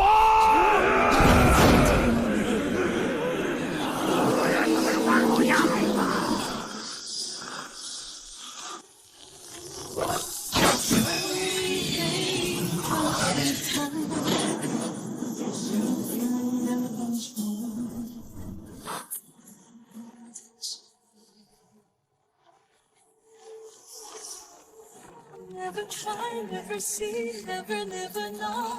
Never find, never seek, never let you go.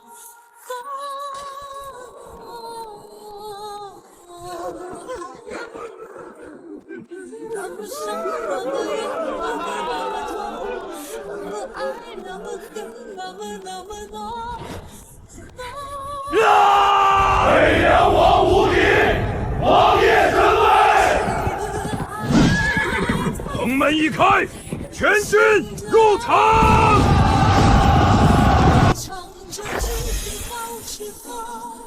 我们拥抱后会闪躲，谁的爱不放，陪他而过。就明天又何日到？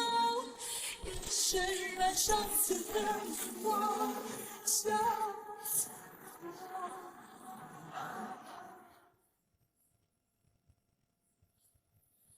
残余的北蛮士兵胆魄早已被击溃，纷纷弃械跪服。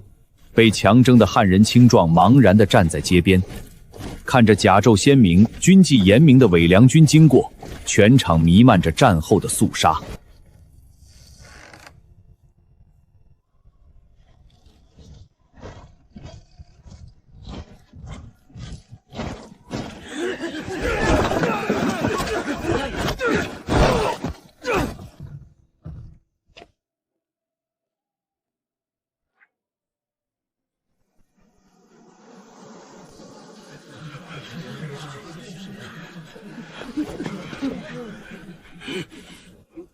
王爷，此人名叫文彦博，其祖父文文乃80年前欧洲城破时殉国的幽州长史。文家满门忠烈，几乎尽诺。文彦博尚在娘宝时被中途救出，一生隐姓埋名，暗中联络忠义之士，屡次反抗北蛮。此次攻城，他带人内应，功不可没。草民文彦博拜见王爷，80年了。先祖父、父兄，幽州满城忠魂，终于等到王师北定之日。文先生，辛苦了。一门忠烈，三世不忘故土，此等风骨，当为北境楷模。幽州失陷，非尔等之过。80年国耻，是朝廷之失，是大前之痛。王爷，北境遗民盼这一日太久了。幽州已复，今日之后，此城重归北凉。过往之事，首恶已诛，协从可量。凡愿效忠北凉，愿为恢复民生出力者，本王量才令用，既往不咎。愿为王爷效力。但有3件事，今日必须办成。第一，张榜安民，告谕全城，北凉军只诛首恶，不扰良民。第二，开仓放粮，清点府库与贵族家产，除留族军用，其余粮米布匹用于赈济贫弱，城中设粥棚，医治伤患。第三，所有北蛮降卒全部押往城西集中看管，伤者给予医治，严密看管，不许私自虐杀，不许与百姓接触。如何处置，本王自有定夺。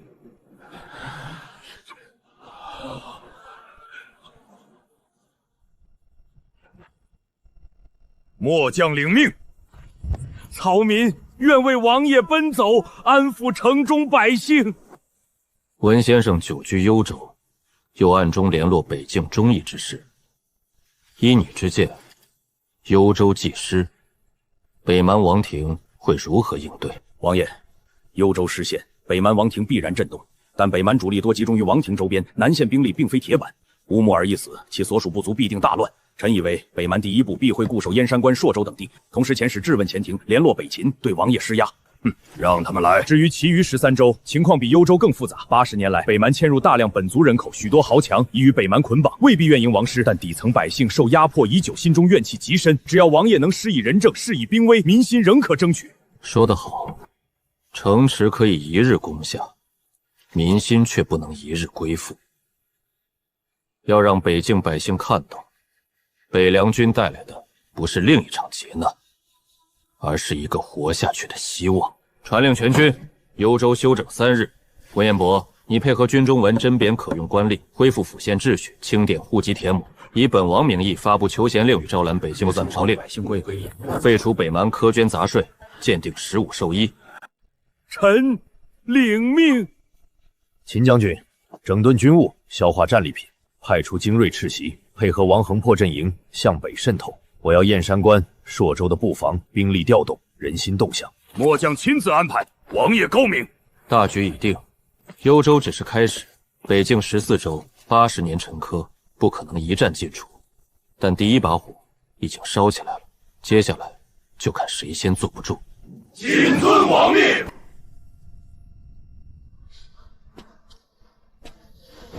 王爷，雪大了。吕少，你说，幽州的雪和北凉的雪有何不同？北凉的雪更急更烈，像刀子；幽州的雪落得清闲，却更冷。因为这里的雪压着80年的亡国恨，压着无数没有名字的尸骨。但雪终会化，春天总会来。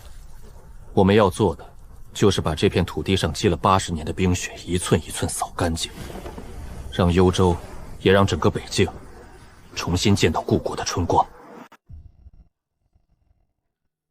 当思念飞过夜空，缠绕至从天落。等了你们一晚，终于来了。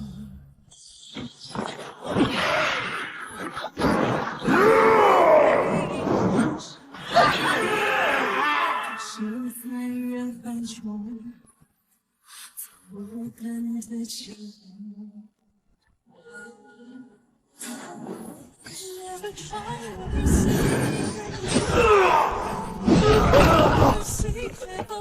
拖下去，把他们知道的一切全部挖出来。北蛮好大的手笔。王爷，都办好了。到底是哪位皇子那么想立功？4位不败天境强者燃烧精血，强行踏入陆地神仙，不惜自毁道头来刺杀我。可惜，可惜。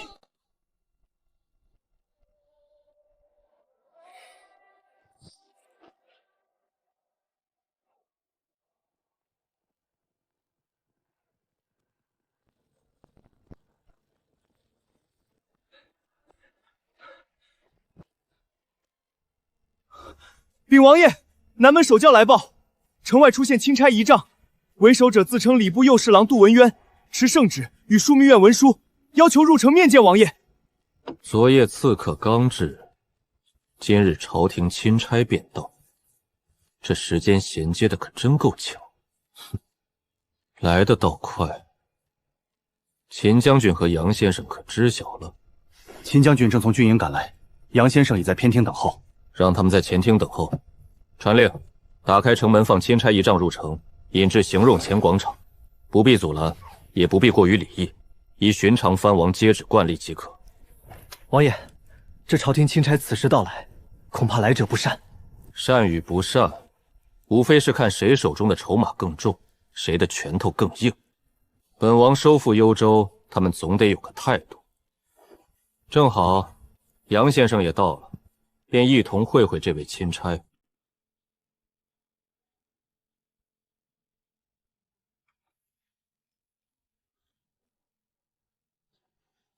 不必多礼，先生一路辛苦。王爷以雷霆之势定幽州，用其这点路途奔波算不得什么，恰逢其会罢了。钦差将至，诸君有何看法？王爷，末将以为。朝廷此时派人前来，无非几种可能：告诫、安抚、探查，或与昨夜刺杀有关联。秦将军所言皆有可能，但以用吉对朝廷和张阁老的了解，杜文渊此来首要目的并非问罪，而是定调与设限。朝廷不敢明面否定王爷收复故土之功，核心在于通过圣旨。将行动定性为善起鞭私，同时以降报朝廷等理由束缚王爷手脚，为后续制衡埋下伏笔。杜文渊是张阁老的棋子，派他来既显重视，又避免激化矛盾。若昨夜之事真与朝廷有关，他或也负有暗中观察之责。先生洞若观火，既如此，我们便按先生所言，见招拆招。秦将军军务不可松懈，杨先生，稍后便与本王一同会会这位杜侍郎。是。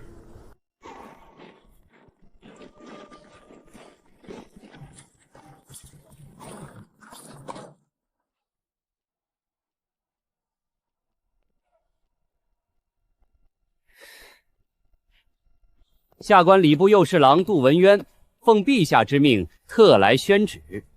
北阳王殿下久违了。杜侍郎远来辛苦，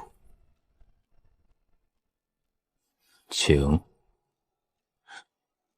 这苏青南竟如此狂妄，连表面的客套都不顾。帝旨：斥责擅自起兵，念收复幽州或有微功，要求降报朝廷，以待后命。钦此。王爷，请接旨吧。杜侍郎，圣旨指本王听明白了，不过接旨前有一事请教。王爷请讲。昨夜有4名刺客潜入，皆身怀秘术丹药，可短暂提升至陆地神仙之位。不知杜侍郎一路可曾听闻，北境有何势力能派出此等阵容？朝廷是否收到风声？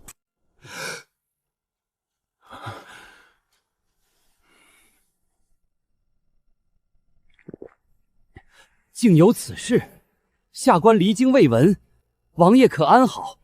刺客可曾擒获？有劳挂心，本王无恙。尸首送与麾下一位善料理的前辈研究了，想必此刻该吐的都吐干净了。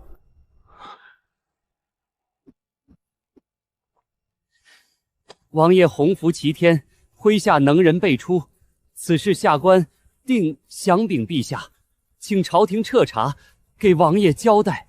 交代不必，跳梁小丑，本王自会处置。杜侍郎远来辛苦，请设宴为侍郎接风。王爷收复幽州，不知如今城内民生恢复如何？北洋军的下一步又有何打算？幽州百废待兴，本王自会料理，不劳朝廷费心。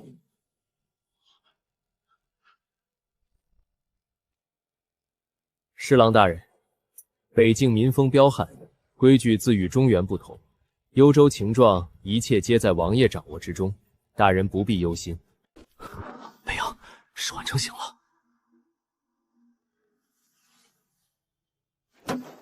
都侍郎，赤袭急报，北方50里发现北蛮大规模骑兵向燕山关增兵，末将需即刻处置。失陪。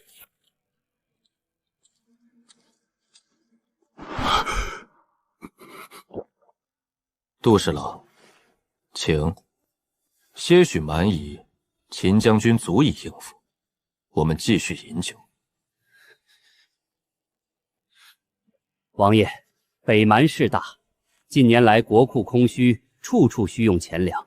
陛下之意是望王爷暂稳幽州，待朝廷筹措妥当，再图北进不迟。侍郎大人用心良苦，然则北境沦陷80载，80年来，朝廷可有1年记得这片故土？可有一策真正着眼于收复？可有1分粮饷是专项用于北伐筹备？先生此言，朝廷自有难处。北境牵一发而动全身，岂可轻言战事？难处，是维持现状的难处，还是苟安一时的难处？80年，足以让热血冷却，让记忆模糊。14州百姓被蛮族践踏，祖坟被毁，祠堂被焚，日日泣血，又有几人放在心上？王爷此次北伐，未请朝廷一兵一卒，粮草军械皆北凉百姓自筹，10万新军自带干粮，弃耕从庸，阵前斩将夺旗，是王爷身先士卒，将士用命。朝廷未助分毫，如今幽州护夫却谴责擅自起兵，或有微功，要求降报。杜侍郎，这公道吗？王爷所言虽犀利，却亦有理。朝廷确有不足，北境移民之苦，将士用命之功，天下有目共睹。然则王爷，陛下与朝廷亦有难处。南疆不稳，朝廷空虚，王爷收复幽州，功在社稷，利在千秋。下官前来，也不过是代表陛下表达关切与商讨之意。朝廷的难处，本王略知一二。北伐幽州，未敢劳烦朝廷，但幽州光复不过第一步。北蛮占据我14州80年，罪恶滔天。本王既已举旗，便无半途而废之理。诸位，继续饮宴。杜侍郎远来辛苦，也尝尝幽州本地菜肴。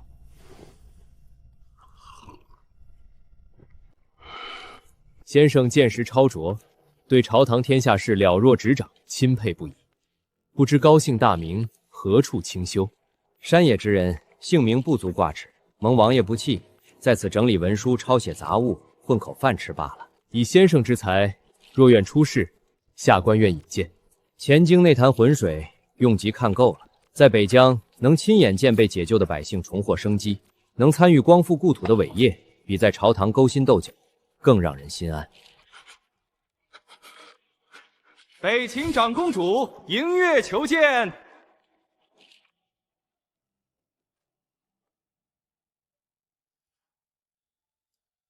请他进来。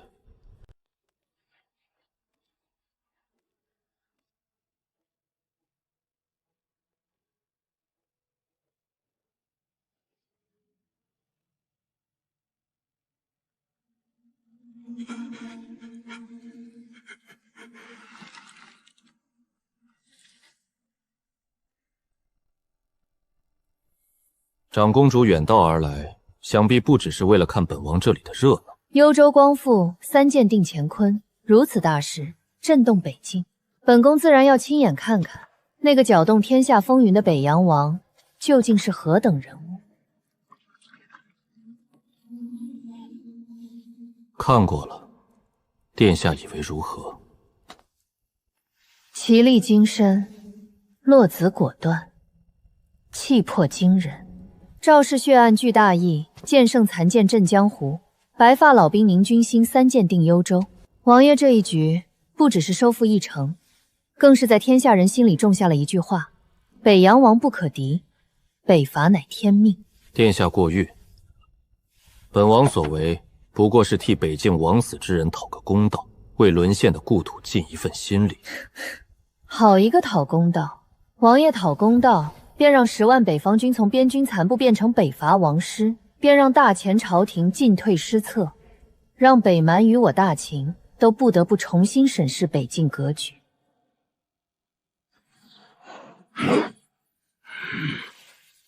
只是不知王爷下一步是继续北上剑指14州，还是该先看看身后有没有黄雀在后？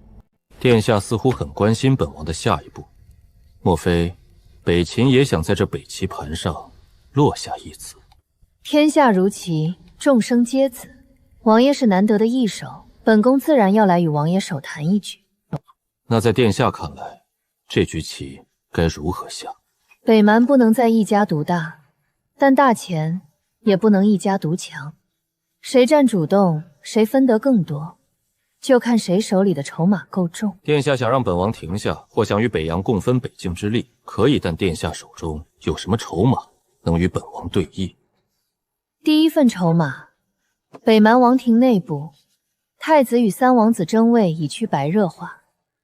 燕山关守将是3王子母族之人，可他的副手已被太子暗中收买。云州守将贪财好色，数州守将则与王庭萨满有旧冤。这些情报够不够让王爷的北伐之路少些阻碍？第二份筹码，大前朝堂之上，主角派正密谋串联，欲让镇北侯宇文飞西凉马跳，在北伐关键时刻断你粮道，扰你侧翼。主和派中也有人暗中接触北蛮，想行驱虎吞狼之计。至于他们安插在北凉军中的棋子周通，近日已有异常联络。你怎么会知道这些？第三份筹码，王爷可知北蛮为何能占据14州80年？除大前自身腐朽外，更因北蛮王庭背后一直有隐月神功支持。本王略有耳闻。隐月神功想要的从来不止北境，他们是王朝兴替，众生生死为祭礼，北蛮不过是他们明面上的棋子之一。王爷此番北伐，已惊动神宫真正古老的存在。据本宫所知，已有安岳使者南下，他们的目标恐怕不只是阻挠王爷北伐那么简单。殿下这3份筹码确实够重，不过对弈需有规矩，合作需有条件。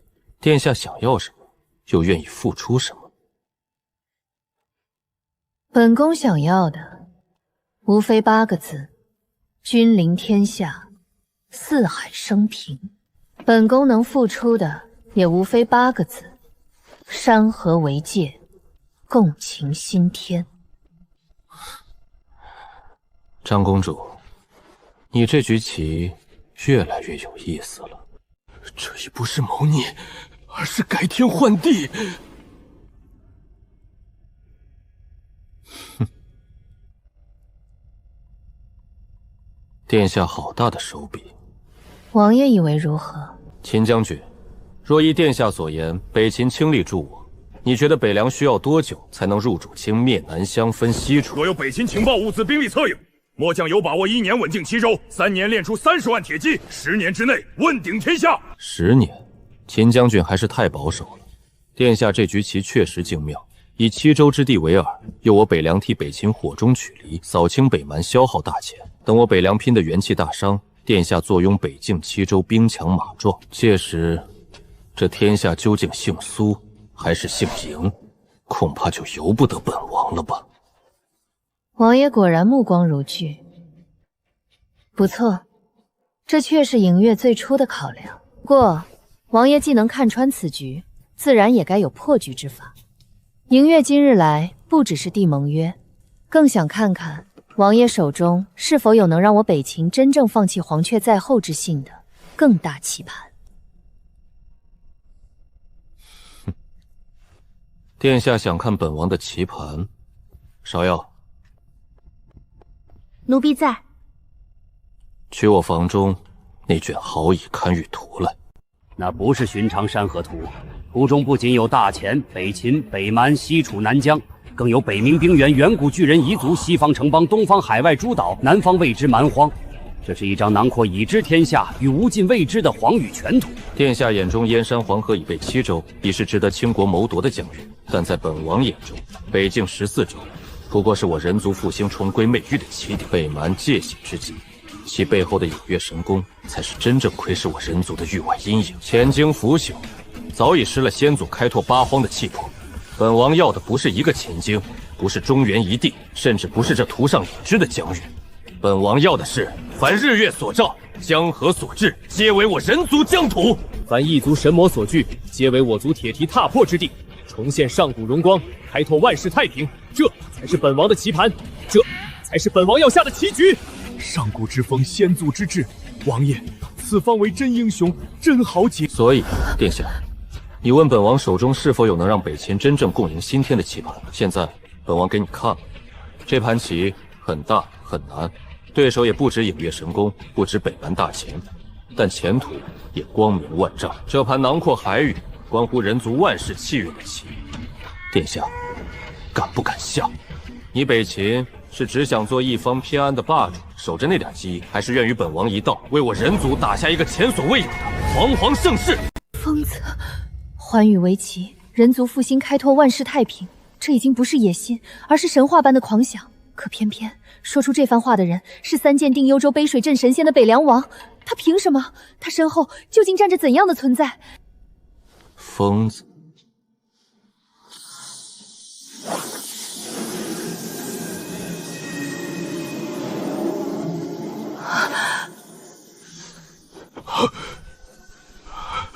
此乃寒渊阵风之印的续影。3000年前，人族鼎盛，寒渊自北冥之笔涌出。欲以永迸死极之意封封北境，人族先贤及72地煞之力，布周天星斗大阵，与北冥之眼射相同，护我北境3000年安宁。200年前，封印出现裂痕，寒渊死寂之气外泄，北蛮大汗得其一旅，借此统合草原，只见王庭。此后，北蛮历代大汗与核心萨满皆暗中汲取寒渊之气修行，功法渐染阴寒死寂，性情也愈发残暴。80年前，封印裂痕扩大。恰逢大前内乱，武备松弛，北蛮借寒渊之力，战力暴涨，才得以连破雄关，夺我14州。而影月神宫，其根源与寒渊同出一脉，他们是上古时代窃取寒渊本源，并与之共生异户的背叛者。他们潜伏北冥深处，以众生怨念为资粮。北蛮不过是他们放在明面上的头羊。北秦王族秘藏中，确有关于北冥寒渊与上古封印的零星记载，可那些记载早已被视为荒诞传说。如今，苏青南却当众唤出了阵风符文，他到底掌握了多少上古秘印？现在，殿下还觉得本王是疯子吗？还觉得以北7州值得你北秦倾国谋夺，甚至不惜与虎谋皮，与影月神宫那些视人族为食粮的异类暗通凶辙吗？你胡说什么？阁下身上的气息虽然以北秦皇族龙气遮掩，但本王引动阵风残影时，你体内那股影月之力可躁动得很。怎么，暗月尊者何时屈尊降贵给北秦长公主当起护人？还是说北秦皇族早已与神宫有了合作？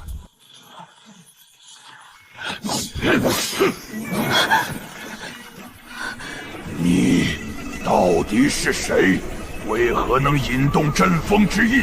又为何能看破本尊根脚？本王是谁不重要，重要的是影月神宫的手伸得太长了，北冥寒渊的封印也该重新加固了。快狂妄！阵风之印早已残破，寒渊即将苏醒，我神功秉承天命，当主宰此界。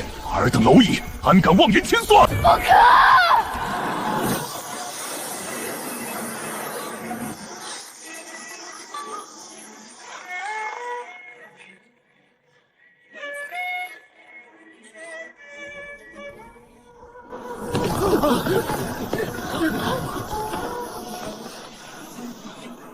你的对手是我。纯净的玄冰本源，你是冥妖一族的余孽。